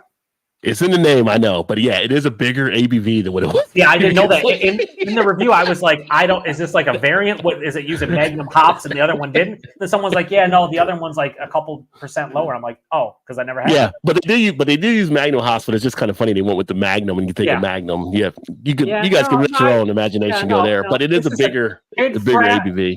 Kid-friendly show, Rod. It's a family-friendly show. No, it's not. It's definitely 21 or more. But I found it interesting because I remember the old one, and the old one I really liked as well. So it's funny though. I mean, this one I rated a little bit lower than what I had previously. I look back when I rated the old one, and I don't know, maybe it was a change because it was a number of years in between, but I thought it was still decent. Yeah. I mean, it was good. I gave it a 4.2. Like I said, I would happily drink that every single day of the week. Like it's fine. Next is, we're talking about Evergreen, right? So we get some slight distribution here occasionally, and their winter porter showed up. This was just like an Imperial Porter that had chestnuts in it. Chestnuts, it had maple syrup, a couple other things. It was really nice. It wasn't like anything amazing, and I really didn't get the chestnuts, which I don't think I've had a beer with actual chestnuts. So I was just like, I'm looking like for some kind of chestnut flavor. Not that I like eat chestnuts a lot or anything, but I kind of know what they taste like, and I'm just like, didn't get it. So a little disappointing from that aspect, but it was still a nice Imperial Porter. Like I think it was vanilla, maple, chestnuts, and something else I'm not remembering off the top of the dome piece. But it was nice. It was probably my least favorite Evergreen, but I still gave it like a 4 out of 5. So it was still good.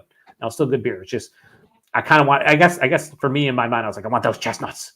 I need that flavor, and then I didn't get it. I was like, God damn it, where'd they go?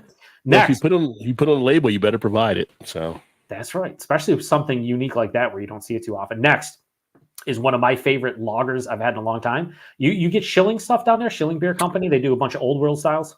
I haven't seen Schilling yet. Oh, dude. So this was a Fooder lager doppelbock. So what they did was they lagered it in oak fooders. And it's fucking awesome. Like, I don't know, like I love doppelbocks, but like the oak added a little bit of like oakiness to it, but like not too much, just enough to kind of accentuate the base beer. The base beer is awesome to begin with. It was so fucking good, dude. Like I love all the authentic German doppelbocks, from your Eyingers to your, Apolliners and everything in between, right? Mm-hmm. That was as good as those for me personally. And that's crazy to say, I know, but it was. And Schilling, they do a lot of those classic styles, those classic European styles, and they do it so well. Probably to me, the best brewery when it comes to that stuff in the US currently for myself of what I've had. It's great. So if you ever see Schilling on the shelf, grab whatever. All right. Their stuff is good. Then more hype, because I got a lot of beer mails and people sending me hype. So another brewery, Pulpit Rock. So they're actually in Decorah, Iowa, like right down the street from Toppling Goliath. And for many years, I've heard hype about their big imperial stouts, and they do all kinds of crazy shit. So Sierra Hotel, who watches my channel, a bunch of others, and sends crazy beer mails, sent me this. And it was an imperial stout with coconut and pecans. I have never tasted pecans in a beer as much as that beer. Like, it was full on pecans, and it reminded me of like pecan pie to some degree. Like, it was fucking absurd how good it was. Oh wow! And I gave it a 4.8. I rate higher than most, I would say, in general, but let me just tell you, that beer was fucking amazing. If you ever see Pulpit Rock, and most people won't because they're small, they don't really distribute.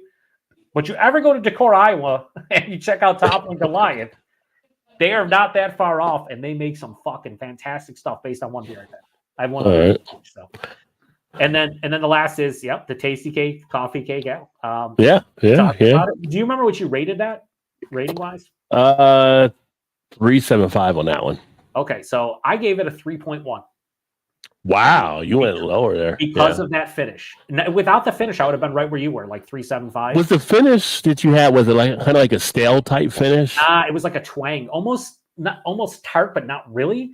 But it was like, and then a couple people were like, I get that twang that you're talking about in blonde ales, and I'm like, well, I probably don't drink blonde ales to like because of that enough, probably because of that, but also not enough to be like, yeah, that's distinctly a blonde ale because of that twang. It was an off-putting finish that I can say over the course of reviewing over the past almost 6 years, I've only gotten a handful of times, but it was enough where it was like, this beer is good. If not for that fucking finish, it would have been, I dropped it down a lot. But I'm still curious to see if they do more collabs with Tasty Cake and throw other stuff that, from their lineup in there. I think it'd be fun. To do. All right, so we'll check the. So we have Jesse just cheersing. We got Brandon saying, "What's up, Rod? You going? What up, Brandon? I don't know about that. I mean, I'm doing some barrel aged beers right now, so he's going night. I was thinking about going live tonight. Actually, I was supposed to watch the second Shogun episode. I'm in the Shogun now with the wife. Nice. We've been watching that pretty good series on FX. So nice. I don't know. It could happen. Ahoy hoy! Everyone says Chris. What up, Chris? Chris is a Cheers, viewer. Chris. I don't know if he's a viewer of your channel. No, he's your channel. I've got. Well, no, yeah, I'm saying I don't know if he also frequents, but he's from the UK as well. A lot of UK folks this evening. All right, you're like our ambassador to the UK on beer. I guess like there's fucking like 10 people that showed up from the UK tonight. I love all my UK friends. They're all good people. So next is a local brewery I did for West New York Wednesday, 42 North. They're Wallonia Witch. It's a classic Belgian wit beer. Really well made. I gave it a 4 out of 5. Like just buy the book. If you like a Blue Moon, it's a better version of it. If you're in West New York, I think it's like $12 a 4-pack. So it's like it's fine. It's good. 42 North. I've been to the brewery before, and I just don't review as much from them on the channel, but I'm going to try to fix that this year because they do make some good beer. Next, one of my favorite breweries for barrel aged shit, Boulevard. They're Rye on Rye 2023. Man, they came out with a barrel aged mix pack this year, Rod, that had their barrel aged Vietnamese inspired Imperial Porter, and then their barrel aged Spice Imperial Stout. It was like $20 to $25 a 6-pack of. So you're talking like, anywhere between like $3.50 to like $4 a bottle. And to me, every single one of them was fucking amazing. I gave the Rye on Rye, although to be fair, I'm biased towards rye beer. So I gave it a 4.5, but that's because I love rye beer. So like, yeah, how am I, I mean, I love rye. It's rye on rye. It's like, yes, I will drink that and I will love it. It was my least favorite of the mix pack, believe it or not, though. Like it was, and I'm telling you, the mix pack was the fucking best bang for buck. Like people just don't pick up a lot of Boulevard stuff because they're shelfy for a lot of respect, but they make good beer. Going back to like Tank 7. No, Boulevard does some good beers, and I have not had them in a while. So I'm trying to think. I see the Tank 7 we still get around this area. We used to get more when I was in Cincinnati, like Jungle Gyms and all that kind of stuff. They would always get a lot of Boulevard stuff in. So don't see it as much. So here's sirens. I'm in Baltimore, so it happens. Yeah, it's just like that's really loud right now. But I like Boulevard. I think Boulevard does a great job out of Missouri, and they're a pretty solid operation. I agree. So yeah, if anyone sees that, pick that up. Next, I do the Shelfie beer reviews every month, Tuesdays and Fridays. I post them, and this was one I haven't had in a while. The Indie Ale from Samuel Smith's Old Brewery, their English IPA. Yeah. And you know what? I'm not going to sit here and tell you I'm a fucking connoisseur of English IPAs because you don't see them that much in the States. But this one was pretty good, and I don't even know how old it was because it had and on the bottle it had the like a code that you could decipher. And apparently at some point I rubbed that off, like putting it in the fridge or maybe taking it out of the, when I came home from the store, because I saw it at the store. And I'm like, I'll look that up later. And I got home. I was like, huh? Like, what happened to the bottle non thing? Like, where's the code at? It's gone. So it could have been a year old, could have been 2 years old, could have been fucking 2 months old. I have no idea. It tasted relatively fresh, but it's an English IPA. English IPA kind of just tastes like old American IPAs. Like that's like kind of characteristic of them. You know what I mean? They're like earthy and a little bit more malt driven, and they're not as like super over the top fruity with citrus and tropical and stone fruits. It's more like orchard fruits and stuff. So, but it's a classic beer for an imported like bigger brewery from England. I give it a 3.85. It's good. It's solid. Nothing wrong. Yeah. I've had that in the past too, and I like what Samuel Smith does. The funny thing is, like, what I don't get here, and you may get somewhere you're at now. We used to get it in Cincinnati.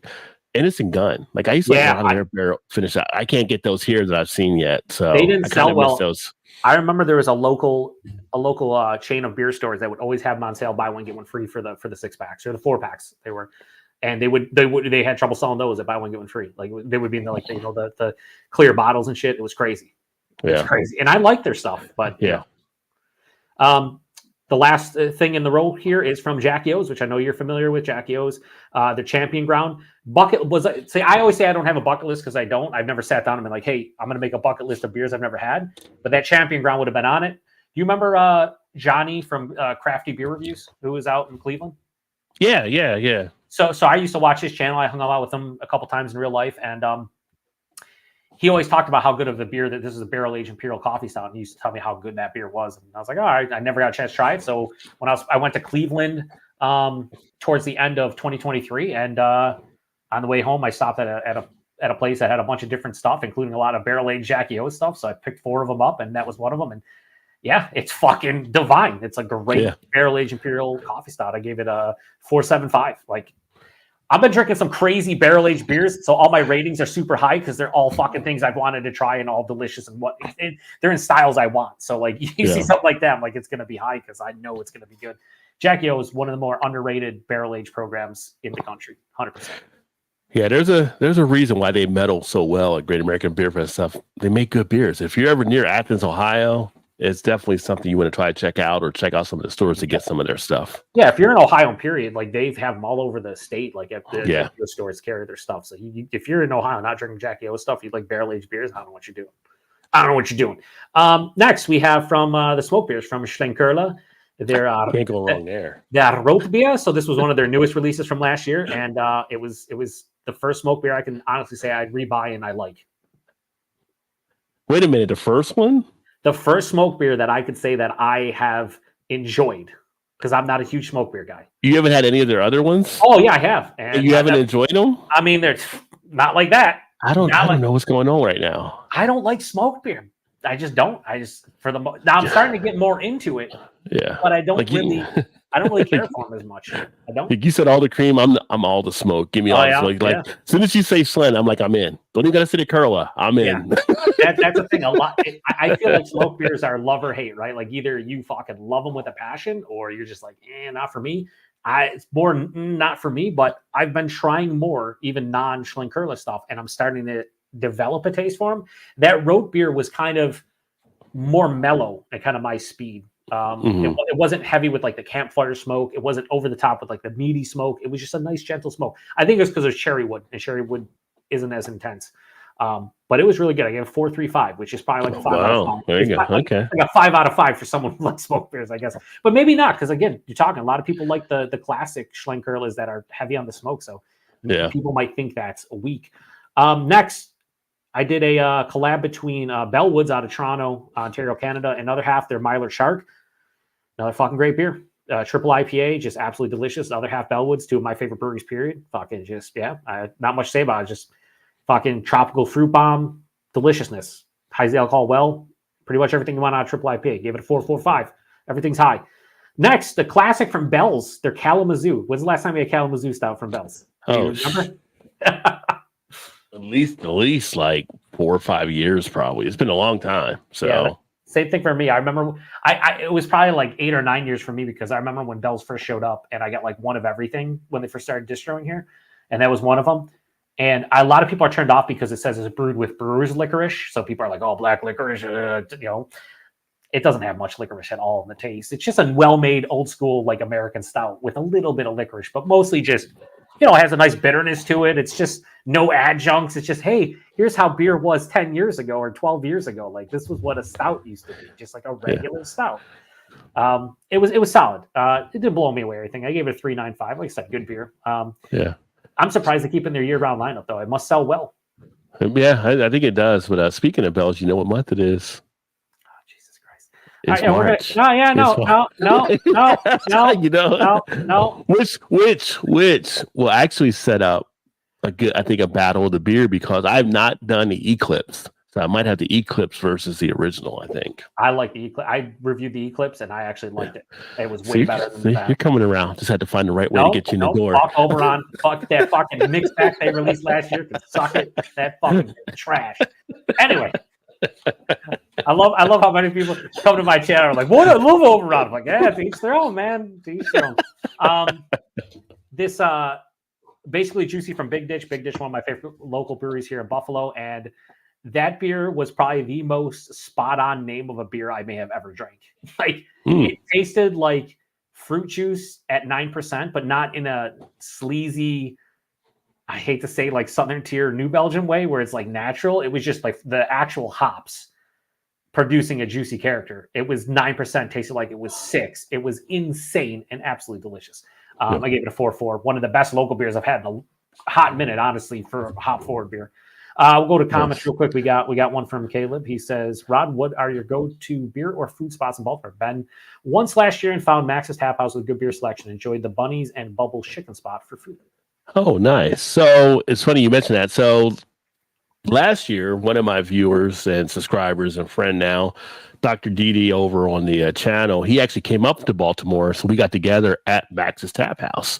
So it was the first time I'd actually been over there. Great selection of beers they actually have. Actually, the food they serve there is pretty tasty, although you got to walk to the bar to order. They don't really have like waiters or waitresses to kind of come around.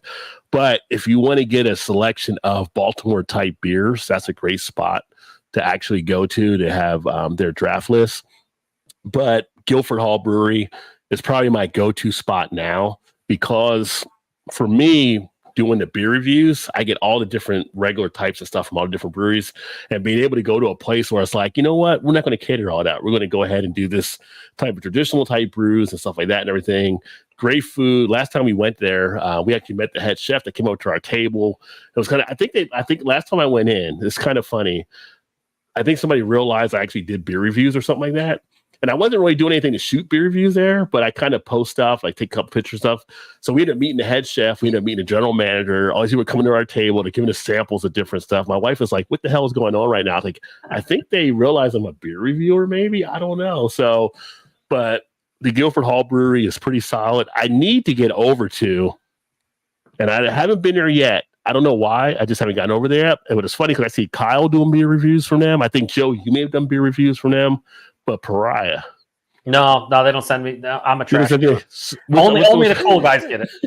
Which I met the owner a couple years ago at one of the beer fests, and he invited me to come over. I haven't been over there yet, but Pariah is one place I do want to get to actually check out. But as far as around here, Pickett Brewing does some pretty good beers as well. So I've been to Pickett a few times, met them at one of the past beer festivals. But yeah, I mean, that's kind of the spots and stuff. Most of the time I'm doing a lot of the beer reviews from here at home. So yeah. I'm not getting out as much, but Max's Tap House is a great spot. I will say that. Nice. There you go, Caleb. He got the lowdown, the rundown. And then Vanessa Kitty shows up, says hi, and says hi to JV. Cheers, hi. Vanessa. Great to see you, my friend. Yeah, always awesome.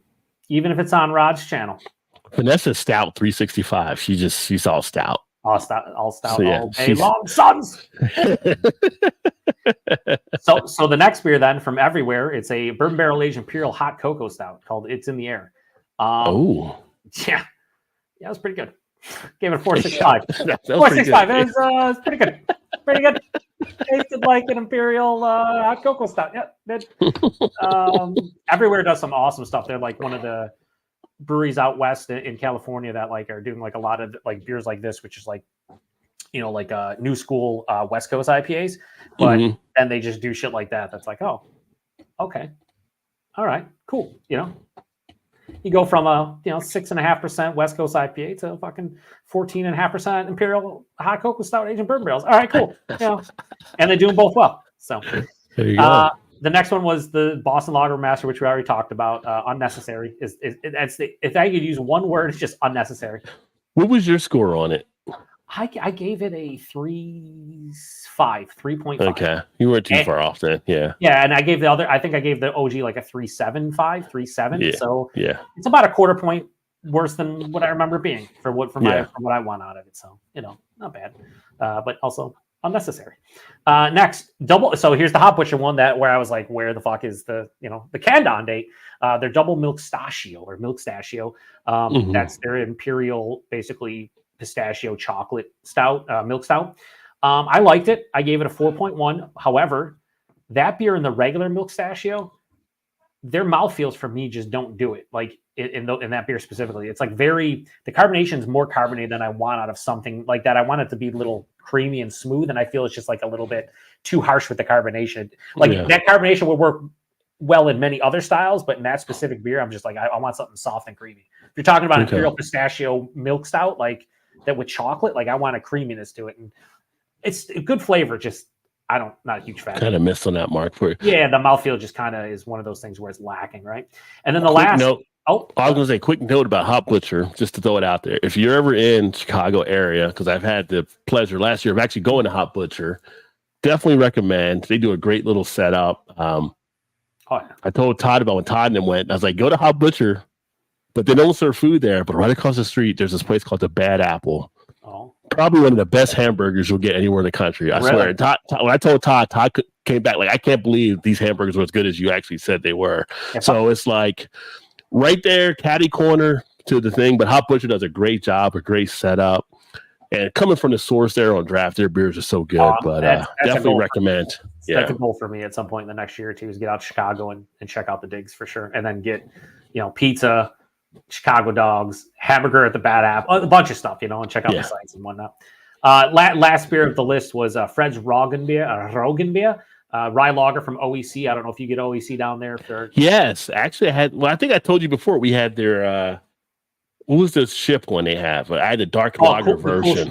Cool Ship dark lager. You did post the comment on that. Cool Ship dark lager. And I want to try it. That was the first time I had one of their beers, and that was pretty tasty. Because they open ferment and open lager that stuff. Like they so they get like a little bit of funkiness. One guy, Curtis, who I mentioned earlier, who's a viewer of my channel, he I think he had one. He said, I think it was on the shelf for like a year and a half. And he's like, that funkiness from the open fermentation. He's like, I got a little bit too ripe for that beer. He's like, a little bit too much going on. I was like, I can see that if it's a bit older for sure. I give that Roggenbier a 4.15. I really enjoyed it, but I like rye beer, so again, I'm biased towards that. And then for Macro Monday, I did Modelo Negra, which the last time I had it was in last year. I had it at a Brazilian steakhouse, and I had a couple of them, and they paired so perfectly with that food. And then people are like, I love Mexican food. I'm like, yeah, that's obvious as well. For a macro beer, I gave it a 3.9, which is up probably like top 3, top 5 for like a macro beer for me. Like I bought an entire 6-pack of it because I was just like, fuck it. Why am I going to search out for a stupid bottle of it when I'll buy a 6-pack and there's only a couple left. So I do like the Modelo Negra. Funny story about that beer. So first time I started having it, I think it was going to Chipotle's. Because Chipotle, I don't know if they can do it in your area. They serve alcohol. Yeah. So it's a margarita and beers and all that kind of stuff. And so I was having fun with the people working there. And I was like, I would change that A to an O at the end when I ordered. I wouldn't recommend any of you guys probably doing that out there. But if being a black guy kind of worked for me to become kind of fun. And they're like, excuse me, what did you want? Like they get all milly mouth. And then I would just do an A, like they didn't hear me right the first time or something. It was like the whole like Super Troopers doing me out or something, right? When you're doing that one, you got to make sure you don't slip and put the O instead of the A. You know what I'm saying? You got to say it because it's easy to put the A on the end of Modelo and then switch them up, and you're just like, oh shit, did I call it the right thing? I hope I did. Vanessa said she just got a breakup. Oh yeah, she had the trucking yard. Nice. She ate our MRE, Southwest beef strips and black beans entree. It's an MRE, so some apparently he keeps the MREs. Yeah, she's former military, so she keeps the MREs. So she's my next level brown bagging it. The brown thick plastic package. I've watched enough of those reviews on YouTube. They're like, I know. Two beers that Vanessa keeps: Dragon's Milk and Guinness for an extra stout. Oh, she needs to try out they did just release the chocolate coffee Dragon's Milk. I don't know if that would be up her alley, but that's the new. If it's Dragon's Milk anywhere in the title, she's on it. So Vanessa, there you go. Because she's been doing the oatmeal cookie one that's been out. Yeah. I wanted to try that. It never showed up. Yeah. Brian the Beer Snob says, cheers, guys. What's up, Brian? Cheers, buddy. Cheers, Brian. Great to see you, brother. And then Vanessa says, cheers back to him. All right. So another classic, Amagang Hennepin. I hadn't had that beer in a long time. So I picked up that, and then this month I'm reviewing their Abbey Ale. And then Kyle and I did a live or a pre-recorded stream where we did Amagang Wit. So kind of just going through the classic Amagang beers. Like, oh, we haven't had this in like 9 years. Let's try these. And the Wit was really good, and the Hennepin was fucking. Here's the thing about the Hennepin. Hennepin was like 15 months old. Because when I bought it, it said Best by like 5/29/24. I'm like, oh yeah, we're fine. 4 or 5 months. I get home, and very faintly on the other side, it has the actual canned on date. So we talk about Best by or canned on or bottled on. It had both, right? I didn't see that because it was almost like smudge off. Bottled on December 29th of 2022, and I'm like, it's 14 months old, just hanging out on the shelf. That's my definition. When people ask what shelfie beers are, that's what that is. You go into even your favorite bottle shop and you're like, oh, I'm going to grab this off the shelf. And you're like, oh shit, it's like a year old. Yeah. Those are shelfie beers that sit on the shelves. Can still, guess what? It was on that shelf for probably a year. It was in my fridge for like a month. It was still fucking really good. Hennepin was just a good, they call it Saison Farmhouse, whatever you want to call it. I gave it a 4.2, just a delicious beer. I've never had the Hennepin. I thought about picking it up before, but I haven't done that yet. It's nice, especially if you like Saisons and Farmhouses. It has enough of like the yeast, producing what it does, and then like the spices they add are like nice in there. I like it aged because the spices die down a little bit, so it's a little bit more smooth overall and easier drinking. But it's a good beer regardless. Next, Pancakes with Churchill. So this is from Warhorse, which they're out of Geneva, New York, which is in the Finger Lakes region. And this is a more or less an imperial maple coffee oatmeal stout. And really good. I gave it a 4.1, really, really solid. Yeah, I mean, they do their base one's like a nitro beer, like it's a nitro coffee oatmeal stout. And they basically added maple syrup to this one. And it's kind of like eating breakfast, but in beer form. It was fine with me. And then I did the double dip that day. Did Ellicottville's bourbon barrel aged blueberry maple pancake. So I went with the maple theme for 2 West New York beers, and that was good.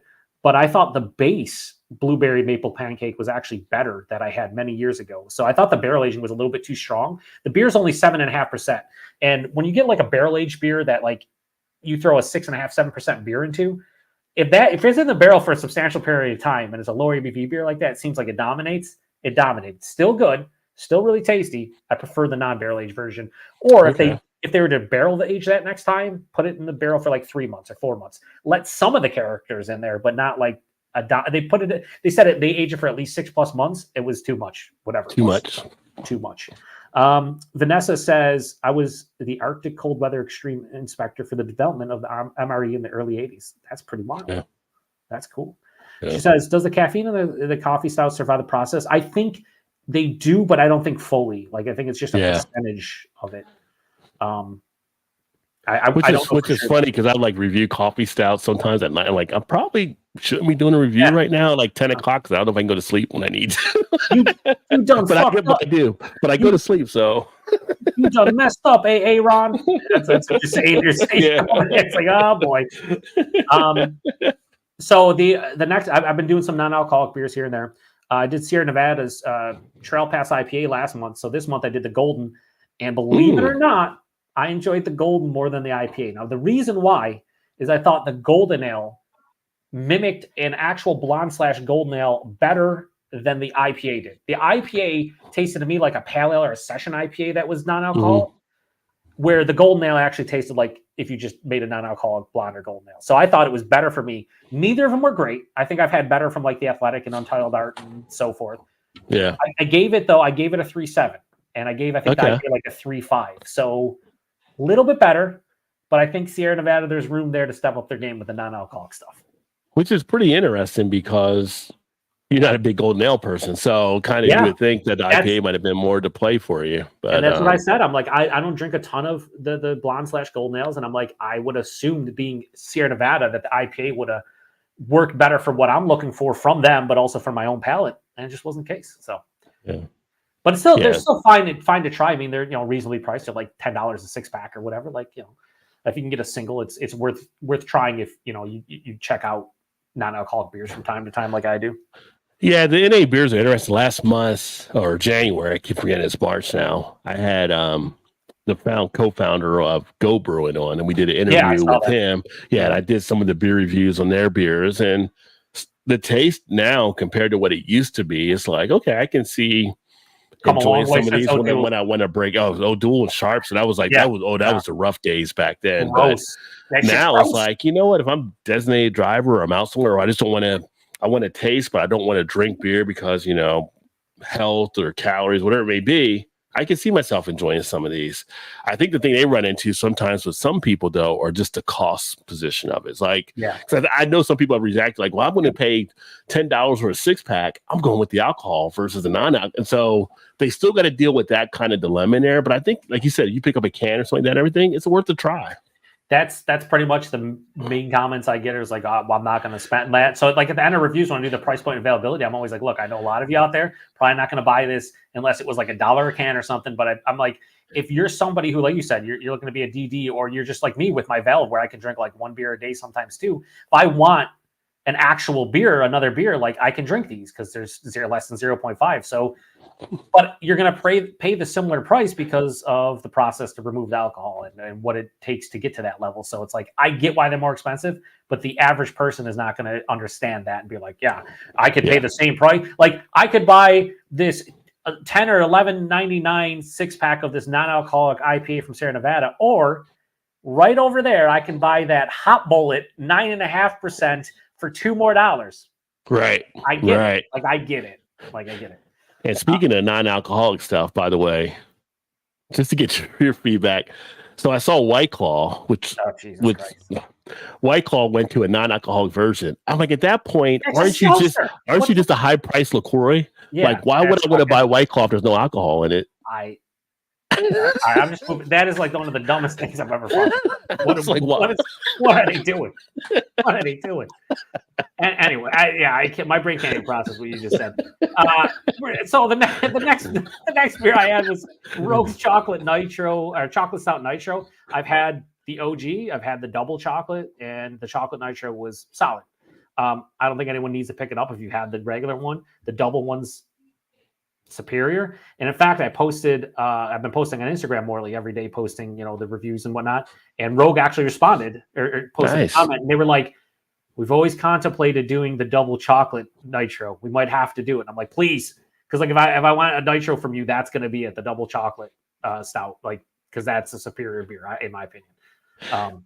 It's kind of interesting there with Rogue though too. Like Rogue, I go back 7-8 years. Like Rogue was everywhere, right? Like in the days of the 22-ounce bottles, you always had the Rogue stuff out there. And then you had the maple bacon voodoo one with like all the voodoo donut, and then all of a sudden it's just like Rogue pulled an Invisible Man disappearing act. It's like, where did Rogue go? And now you're starting to see them come out with others. So it's kind of like, okay, we see you're back. Like, what's going on with you guys now? So it's kind of interesting. It's kind of like I know Rogue had gotten some, like, I don't want to say hate, but some people weren't as big on Rogue over the years. But I thought Rogue did a decent job on a lot of stuff.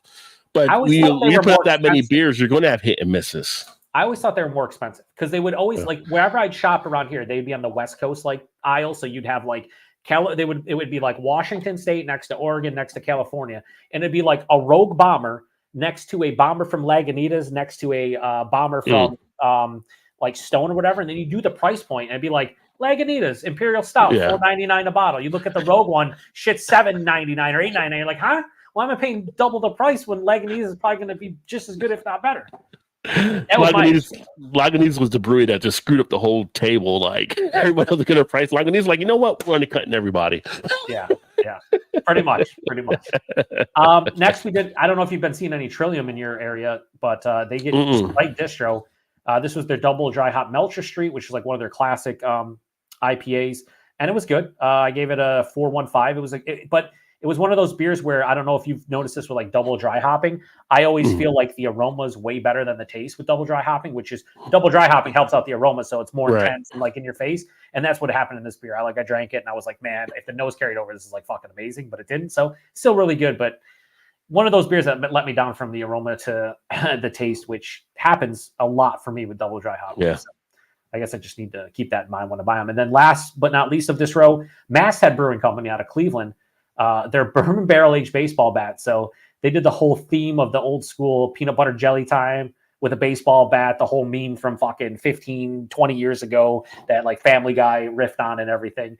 So this was an imperial peanut butter jelly stout. So they took a imperial stout, aged it for 15 months in bourbon barrels with peanut butter and raspberries, and it was fucking delicious. And Masthead makes some good beer. That was my jams. And what I loved about it was it wasn't like over the top as far as like a pastry stout goes. Like it wasn't overly crazy sweet. It was just at the barrel. You got the barrel. I would like to see a little bit more peanut butter, but if people call Kyle the vanilla police because there's never enough vanilla in beers for Kyle, I'm the peanut butter police. I always get like roasted peanut or not straight on peanut butter, and that was one of them where it's like I get more roasted peanut than peanut butter. Like I want like that creamy peanut butter. I gave that one a 4.35. It was really good. Oh wow, okay. And then we'll go to comments and then do the last one. Oh, damn, Vanessa's going hard in the paint in these comments. Speaking of peanut butter, though, have you done any of the tailgate breweries out of Tennessee beers? No. They do a pretty good job on peanut butter beers. Just if you ever see them out there. All right, yeah. You said Tailgate out of Tennessee. Tailgate Brewery, yeah. Okay.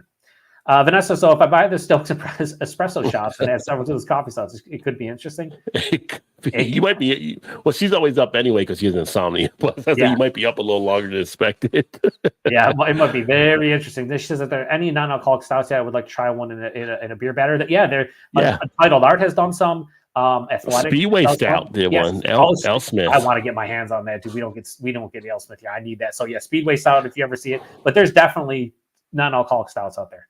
Guinness does one too. It's pretty solid for the 0.0. You know, they do a good job. How to send the beers up? Do I do it by saying that? You don't really have to tell them anything, honestly. If you're sending within like states, if you send it, outside of the state and it's exported, then you have to write stuff. But for most of the time, I just box it up. I pre-print my label and then just take it drop it off like the UPS store, or like FedEx or whatever. And if they ask you, I always say I'm sending some local like I say vintage Coca-Cola bottles. You can say the sauces. Yeah. You know what's funny? Salsa, some homemade salsa. Yeah. The easiest way to do it, I found, is if you're going to send it, one, do it at home, print the label at home, do everything in the box, get the weight approximate on or whatever, and then go to like the UPS store. That's what I do. And then just drop. Those guys don't really care. They just go ahead and put it on there, and they just go ahead and go through it. Yeah, they just weigh it. They make sure everything's cool, and they're like, "All right, see ya." They print you out a receipt, and you're done. Like, there's no. I think I've had them ask once, and I was just like, "Yeah, I'm sending out some."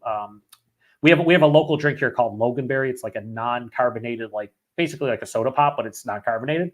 I'm just like, I'm sending out some because you can't get it outside of Western New York. I'm like, I'm just sending out some Loganberry, and since they're from here, they're like, "Oh yeah, cool." I'm like, "All right, see you." You just got to let them know there's some kind of liquid in there, because when it starts sloshing around and be like, "What's this?" You tell them it's fucking household items. I don't know.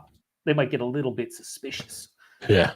Then she says, seltzer water is basically CO2 charged water. Actually, not alcoholic.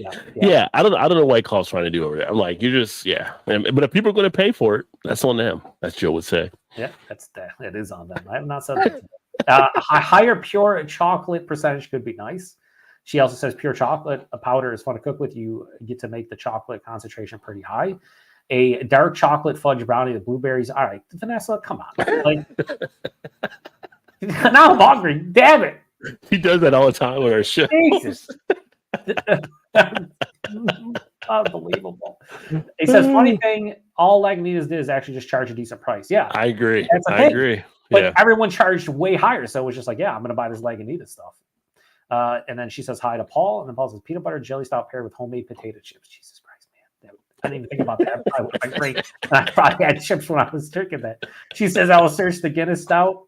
And then she says, how about from Connecticut to Canada? Wording needed? Yes. So when you're exporting and sending it through customs, you do actually have to write down, even if it's pre-printed, you can just, they'll have the label will have an area, but you got to write down. So again, if you just say anything with liquid, and even if you get, let's say they catch your box, so people are so, I'm going to get in trouble. I didn't know. You know what they're going to do? They're going to just steal the beer and drink it themselves. That's what they do. They just take the fucking beer and they just don't send it. So if that's the worst thing that's going to happen, whatever. But I've sent boxes to Canada numerous times and it's fine. Just make sure it's something that they knows a liquid is in there, because if it comes to the export and it says just like generic household items, and then they like shake the box and it's just a bunch of liquid, they're gonna be like, huh? What's the fuck is this? But even like Adam says here, he usually says it's collectible bottles or easy. I used to say vintage Coca-Cola bottles. because then you know there's it, and people do trade vintage Coke bottles. So I thought that was the best of both worlds. You know what's funny is Todd sent me beer one time, and he didn't check the address. He sent the address because we could actually ship through our Ace Hardware store, had a UPS pickup. Gotcha. He put the address for Ace Hardware.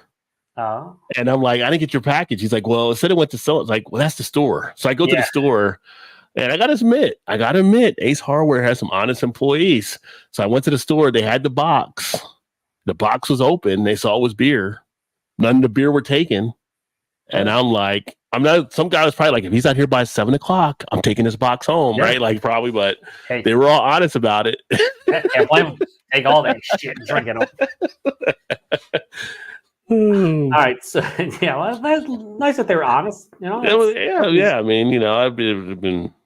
Hey, it would have been a lot worse. I could have been mad that they took it. I'd be like, it's like, who are you going to call? You know, you can't send beer through the mail, so it's like you can't really complain. So for them, it was their opportunity to take advantage of it. I can't hate them on it. You know, you kind of fucked at that point, honestly. Yeah. All right, so the next video is a beer mail from Joe Senegali, Joe's Arcade, but he just also goes by his name. This is a prize beer mail. Kyle, who's watching and could do a live review with him shortly. He came up with some bullshit there. All right, my computer died, guys, and I need your address. Do you have it? And that was for Joe, because Joe was going to send me a beer mail and make it a surprise. A box randomly showed up, and he hit me up on Instagram. He's like, enjoy the beer. I'm like, huh? Oh, no, I do. I got beer. I'm like, that's crazy. So he sent me a bunch of West Coast stuff. Really cool. So, and he doesn't want anything in return other than, like he said, unless you could give me some macro beers that I can't get in California. I'm like, I'm sending you all the Jenny again, son. Even the FLX boy sent him like each one, but he does the battle macros. So I'm like, I'll send you a 4-pack of the cream ale. I'll send you or a 6-pack of the cream. I'll probably send like 4 cream ale, 4 Genesee beer, 4 Jenny light. Do all your fucking head-to-heads with all the macros you want now with Jenny. Have fun. And wait, no ice? No ice? I'm not sending ice to my worst enemy. No, I haven't had ice in a long time, and I'm probably going to review it at some point, and I do not look forward to it. Joe's been doing his channel for a number of years. How long he's been doing like 10 or 11 or 12? Yeah. Good 10 years at least, maybe 11. It's been a while. Good dude though. Check out his channel for sure. The beer I reviewed right here is from him earlier in the day, this pizza cake. So cool of him. Next was a mystery beer, courtesy of a local buddy who works at Premier Gourmet. I mentioned earlier the beer manager, Ethan, who gave me that Dark Horizon from Nagda U that I did for my 2000. Well, Kenny gave me a mystery beer one day, and I reviewed it. And it ended up being the from Poland brewery Fortuna, which is their and they're like most of their branded stuff is Combs, Komes, and that was the barley wine. However, it tasted quite oxidized because I was getting like big sherry notes. It was fucking delicious. I missed on the ABV. I said 13.7. It was 12, and I called it a sherry barrel aged English barley wine. It ended up being just an English barley wine. So I nailed the base style, but I missed on the ABV, and I thought it was barrel aged. Reason I thought it was barrel aged was because it was oxidized, and when beer like that gets oxidized for me, I get that sherry characteristic. So I was thinking in my mind it's a sherry, but it was one of the most boozy beers that was aged for a significant period of time for me. Like it tasted like it was like 15%, and it was only 12. But it was fun. Mystery beers are always a good time. Nice. Next was one of the few like imported German Doppelbocks I never had, which was the Hofbrau Doppelbock, their winter special. I never had it before, and it was really good. It's kind of comparable to me to Spaten's and Polliners, like kind of in that range. Very drinkable for the ABV. It was 8.4, and a lot of those aren't that high. Like Iyengar's, for example, I think is 6.7. So for the higher ABV, it's really good. And if anybody next year sees this on the shelf, the Hofbrau Doppelbock, grab it. I don't think you go wrong. And then I did the Shelfie beers, every month, Tuesdays, Fridays, both Shelfie beers. Just it is what it is. Got a good mixture of, beers you can easily grab. Do the last one, and then we'll finish it up since it's running a little bit later than I thought. For Western New York Wednesday, I did Grow Brewing Company. So earlier in John Rafferty, earlier when I was reviewing this beer over here, he asked me what breweries that I'm really enjoying, lately. And this is one of them. This is a nomadic brewery, so they don't have their own location, but now they're going to. They're originally in Geneva, New York, brewing at different places. And now they're opening up just outside of Utica, New York, in New Hartford, New York. And they're getting their own tap room and whatnot. This was their bourbon barrel aged dark bloom, so just an imperial stout, 10%. Awesome.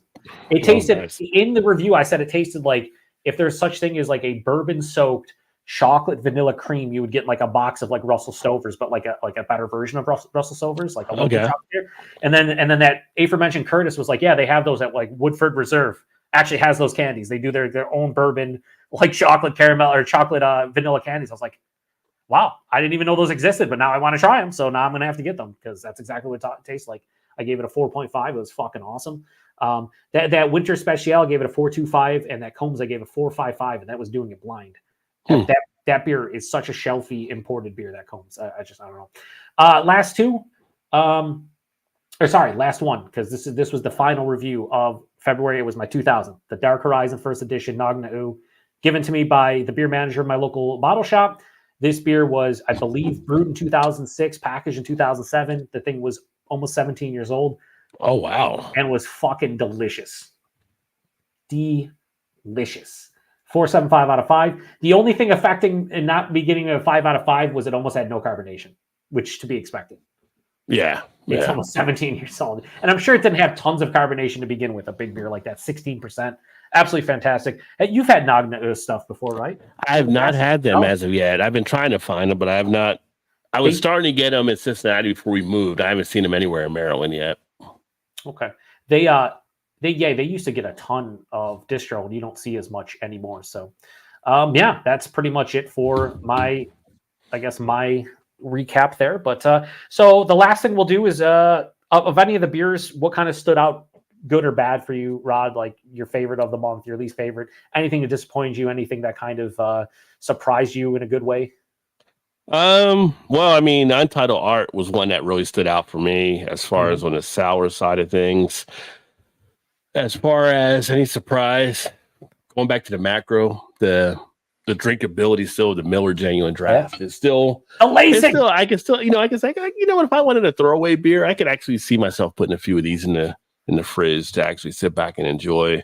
The intriguing beer, that Double Dog Triple IPA, kind of just figuring that was all actually about. It's kind of like, okay, I think you're leaning on the IPA area a little too much still. I think you need to move this over. So those were kind of ones. And then the Joyhound Plum Sour. Oh, yeah. Just because I haven't seen plum in a lot of sours and a lot of people had it. That was one that was opened up a little uniqueness there. And how, for some people, sour can be really off-putting, but it's like one of these ones that if I had like a novice beer drinker that was trying to look to experiment with sour, I could recommend that, and I think they wouldn't be put off by it. It'd be an easy way to kind of start getting into the sour area. That's fair.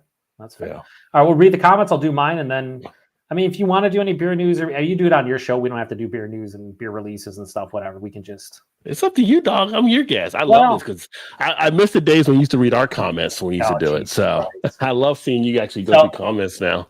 Vanessa says, well, an expensive bottle of Utopias. I don't want it confiscated. Holy shit. Yeah, no. Yeah, you don't want that confiscated, especially since we pay a substantial. Well, for Vanessa, I know who she's getting it for. If you let him know, he'll probably come down and get it. So, because he's not that too far from Connecticut. There you go. He said, Adam said, I used to use the same for when I sent stuff to Paul. Worst thing that ever happened was when I sent stuff to Thomas Netherlands, I got charged 30 euros extra in custom charges. Yeah, whatever. Yeah. As long as they don't confiscate it. And a lot of times the beer you're sending is just as pricey as, the actual cost of sending it, even export. Like sometimes you'll send like $100 with the beer and you're like, oh shit, I don't want that. If I'm gonna spend another $100 to send it out, I fucking better make it there. If I have to pay an extra $30, that's fine. He says that Coles Brown is sold in supermarkets, very easy pickup. I agree, it's lovely. They do a barrel aged version, but never seen it a couple times. Yeah, I mean, again, I did it too blind, so it's like it's the truest way to review it. I had no idea it was fucking an English barley wine from Poland, but it was amazing. Yeah. It was so good, and I could have swore it was barrel aged in sherry casks or something, but it was just the oxidation. Like I get sherry notes and oxidized like big beers occasionally. And when I do, I love it because I love sherry. Like I love sherry, I like port wine, things of that. Like I don't know. It was so good. I couldn't believe I was like, this is a shelf turd. Literally, I'd probably go to my local bottle shop and pick it off the shelf right now. You know what I mean? It's amazing. I was going to say a few years ago, I've had some comb stuff, and it was actually kind of surprising. I've actually enjoyed. I had their porter. They have a raspberry porter too. Malinawi, I guess. And then I had their Baltwiki. Both of them were pretty decent. Yeah, that was like I get like a 4.25. Yeah, dude. And the other one I gave a 3.5. And you know, the funny thing, when I started thinking about Polish beers, when I was doing it, it was because of Simon back in the day from Real Ale Craft. Like years ago, he was talking about the scene blowing up over in Poland. Oh, that's when I started getting into some of the beers. There's a Polish beer reviewer who has like the most subs out of anybody that does just like strictly beer reviews. I forget his channel, but like they love their beer in Poland. Like they love and like he doesn't do like English reviews or anything. It's all in Polish. So yeah, it's pretty wild. For me, my favorite beer was clearly that side project. Gave it a 5 out of 5. It was I mean, it's hard to say it's not my favorite when you give it a perfect score. My least favorite was definitely that Tasty Cake, only because of the finish. Like again, I wish that finish was just not what it was for me. The most surprising was that Combs. Like doing that as a mystery and me opening it up, I was like, really? Are you fucking kidding me? Like this shelfy English barley wine from Poland, and I'm losing my shit over it. Yeah, it just goes to show you take bias. We all say I say it in fucking every other review about preconceived notions and bias, but like there's no truly unbiased beer reviewer, or like when you review anything, everybody has a bias to some degree, whether or not you are like purposely being biased. It's just like in the back of your mind, like, hey, if you're reviewing an Imperial Stout and you love Imperial Stouts, there's a higher chance you're going to like that more because of what the style is. If you're reviewing a blonde ale and you don't like blonde ales, you know what I mean? Like, it's just human nature. You take that out of the way. I'm reviewing it. I'm like, oh, this tastes like an English barley wine, maybe a Scotch ale. And then I'm like, oh, I'm getting sherry. And I'm like losing my shit. And I unveil it. And I'm like, yeah, this is literally a shelfy English barley wine. And it's fucking delicious. Yeah. So, you know, it is what it is. And then disappointing. I could go back to that, you know, the Tasty Cake, but I already said it was my least favorite. I guess the most disappointing. Was not gonna let it go. Not gonna let it go in the Tasty Cake. The Sam Adams Boston Lager, most disappointing. I would say just because unnecessary. What the fuck are you doing? It wasn't like, really. There was no need for them to change it up. It was like, I never heard. I know people who drink Sam Adams and like it. I never heard a single person be like, dude, you know, let's just remaster this, or let's get a new recipe, or like, let's tweak it. No, because they just drink it, enjoy it. You know, that's what they fucking do. Like, I don't get it. Comments we have. Sammy says, I think Poland has the most brewers per capita. Makes sense. Us Polish folk, we like our alcohol. And then Adam says, yeah, but Sammy, a lot of Poland brewers are contract brewers. Yeah, us Polish folk. We're known to be a little kook. Now, beer and sausage. Yeah. All right, so we'll do one. I think one news topic. I thought I had it up here. No, maybe not. I do want to talk about one beer release. If you have a news topic, do you have any news topic off the top of your head? Because I have the Flying Fish, but we already talked about that. I do have that the Brewers Association put their homebrew con on hiatus, which I thought was interesting. To reimagine. Really, I did not hear about that. So yeah, they just say they're going to reimagine the event. I'd imagine I feel like there's a lot of homebrewers out there, so it's kind of weird that they're just stopping that out of nowhere. But yeah. Well, the beer news thing, I shared in one of the groups. Again, it's something I've kind of shared on my channel a few times, especially with Mal, because she works with Ravinia Brewing. But the whole Ravinia Beer Festival trying to attack, well, they are attacking Ravinia Brewing, basically saying they violated the agreement, or whatever. They're trying to do a trademark infringement. So Ravinia is an area in Chicago that's known as the Ravinia area.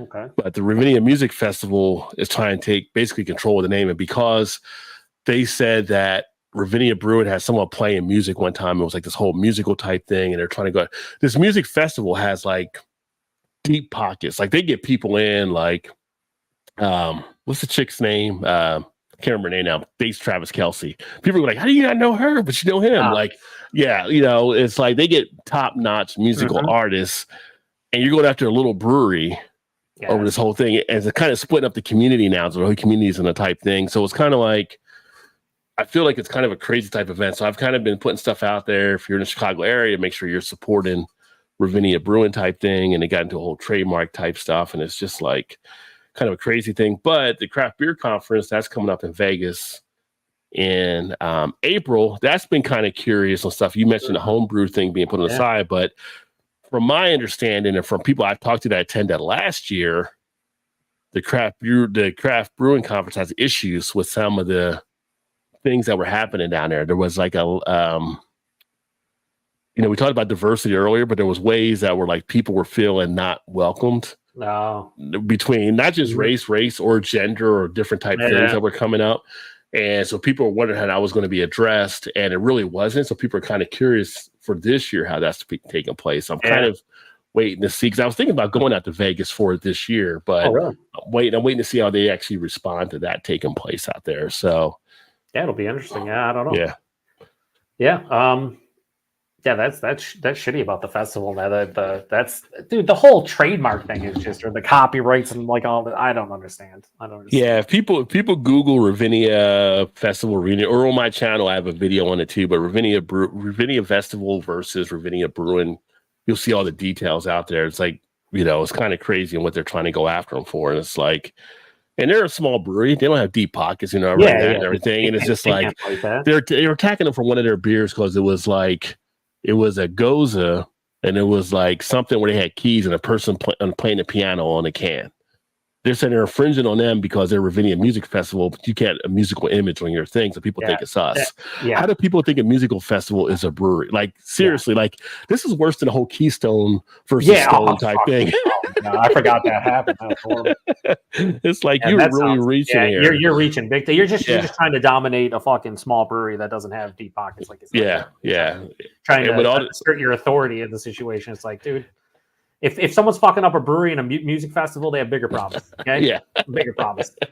With all the struggles that we see that breweries are having, this shouldn't even be a thing. So it's just As far as beer releases, I saw one interesting release. Yuengling is bringing back their Bock beer. Yes. For their 195th anniversary. It's going to be canned. It's going to be on drafts in Pennsylvania, New Jersey, Delaware, Maryland, West Virginia, Ohio, Indiana, Kentucky, and New York. And I'm looking forward to it. I've never had the Bock beer. I'm curious to see how it is, because a lot of the Yuengling beers can be really good, not really good. It depends on what you think. Like, the Yuengling Porter, it's all right. It's all right, Porter. Right? I am on the lookout for that one, but you mentioned that, and that reminded me there is another beer release that I am looking for, that I've been waiting for. You say that I have literally complained about to the brewery for taking it off because I really enjoyed it. It was probably the best beer I have from this brewery that I've actually enjoyed. But Stone has finally woken up from their Rip Van Winkle sleep. Not ruination, but they're actually now going to re-release the Mocha IPA. Oh, nice. And they said there were so many people that were complaining about that not being made available. They're actually bringing it back. So that should be hitting Stone distribution if you get Stone beer. And that is one of my favorite Stone beers they've ever done. A lot of people kind of lost their shit over Ruination released this year. And I was quick to point out to some folks, I was like, they released that last year. It was actually a part of their fan favorite. Like, they had people vote on it. They brought back the Imperial Stout. They brought back Ruination last year, like both of those beers. Yeah. So this year is not the first time it's been released in a long time. Last year it was, and it was still delicious. Ruination was still good. And I haven't tried it this year, but it's cool to see them take inspiration from the people who actually fucking buy their beer, like their beer. Because it's there's a lot of beers from Stone I would like to see. Mocha IPA, I really enjoyed. It was one of the first coffee IPAs I had, and then it was with chocolate. And I'm like, I can get down with coffee IPAs if they're well brewed. And that was well brewed. So I'm definitely 100% buying that one. Yeah, and keep in mind, Stone is under a big brother as well. They're under their back. Whatever. It's wonder like somebody's going through the balance sheet. Like, you guys used to make this beer back in the day. Yeah, but a lot of people seem to buy it. Yeah. Well, why'd you stop? Oh, we didn't feel like making it anymore. Well, guess what? You're making it now because this is a seller for you guys. You guys are now on our balance sheet, and we want sales. Yep. Yeah, I'm glad they are. So if you happen to get Stone, keep an eye out for that. So I am pumped up. Yeah. So Stone Mocha IPA. Yuengling Bock beer. Those are the two that I can think. Like there's some others, but Rusty Rail has some stuff going on too. So I'm looking at some of the Rusty Rail beers because I've been kind of picking up some of their stuff lately too. Nice. Yeah. All right. So we'll read the comments and then shut it down. We have Sammy calling Adam the Fufu. And then he apologized to Adam for saying or he said Poland instead of Polish when he said Poland brewers. So we understood Adam. And then he says, I do have very exciting news. I've never been to UK Society of Independent Brewers National Conference, BeerX, even though it's been hosted in Liverpool for the last 5 years. And this year I will be in attendance, and one of the speakers is all the way from US. He is owner of Untapped. Hopefully I don't make a complete ass of myself. Can you tell him? Nice. And he needs to ban people on Untapped that put this stout is too stouty and give it a 0.25 out of fucking 5. Please just get rid of those people. That's all I'm asking. Stout's too much chocolate. It's chocolate stout. It says chocolate stout in the title. The sour is too tart. Help me. Fucking help me. Oh, Cameron. Nice. Cameron sends Matt a lot of cool shit. I know he watches Kyle's stuff. I think maybe the Nerd Sense guys. Says, what's up, Joe? Back here in Wisconsin, there's also a brewery called 608 Brewing. Next year, they're releasing a barrel stout that was aged for 2 years in, is it George T. Stag barrels? That I'll be trying. That sounds fucking wild. Nice. Let me know how that is. I love fucking barrel aged beers that haven't been in the barrels for a couple of years, especially if you're preparing yourself for like, okay, this is gonna be a boozy barrel heavy beer. Like I need to prepare like everything about my body for that. You know what I mean? And then last but not least, we have Craig. Kent Beer Review says, a great stream, great to see you both together again. Yeah, well, I'll have to join the Thursday night show at some point, like the next couple months. We'll make it happen. Well, you know, occasionally Joe likes to come down to the gutter and visit the people he used to know. So that's what my channel is. Once in a while. I don't associate with Todd anymore. He doesn't even have a channel. What the hell? Yeah, Todd. Shout out to Todd. He's actually at Tailspin today. So he's there at the Tailspin Beer Festival in Indiana. So Thursday night, we'll have an update for him to see how that all went. So that's a pretty good beer festival. Sweet. Awesome. Yeah. Well, thank you, Rod, for joining me. I'm going to try to make this a monthly, like I said, monthly thing where I try to invite some kind of beer tubing friend. If not, I'll do it myself. But I feel like inviting someone and just chatting about what they've been drinking lately. Like that's the whole concept. Like, hey, let's talk about over the last month. What you've been throwing down, what you feel about certain beers. I think it's fun, especially like I said, it's cool that you streamed it to your channel. Because like I said, not everybody watches every video. So it's cool to do like a recap in a couple hours. Oh, yeah. Instead of sitting there, we have to watch every single individual review. And I know everybody doesn't. So it's kind of fun. And, being able to talk a little bit. I mean, you and I both like to talk. So here we are 2.5 hours later. It is what it is. Yeah. It happens. Well, I appreciate being a guest. Thanks for inviting me to always, man. Come so on yeah, here. I'll also check out. I always want to because you're here, but you're not. But check out Rod's channel.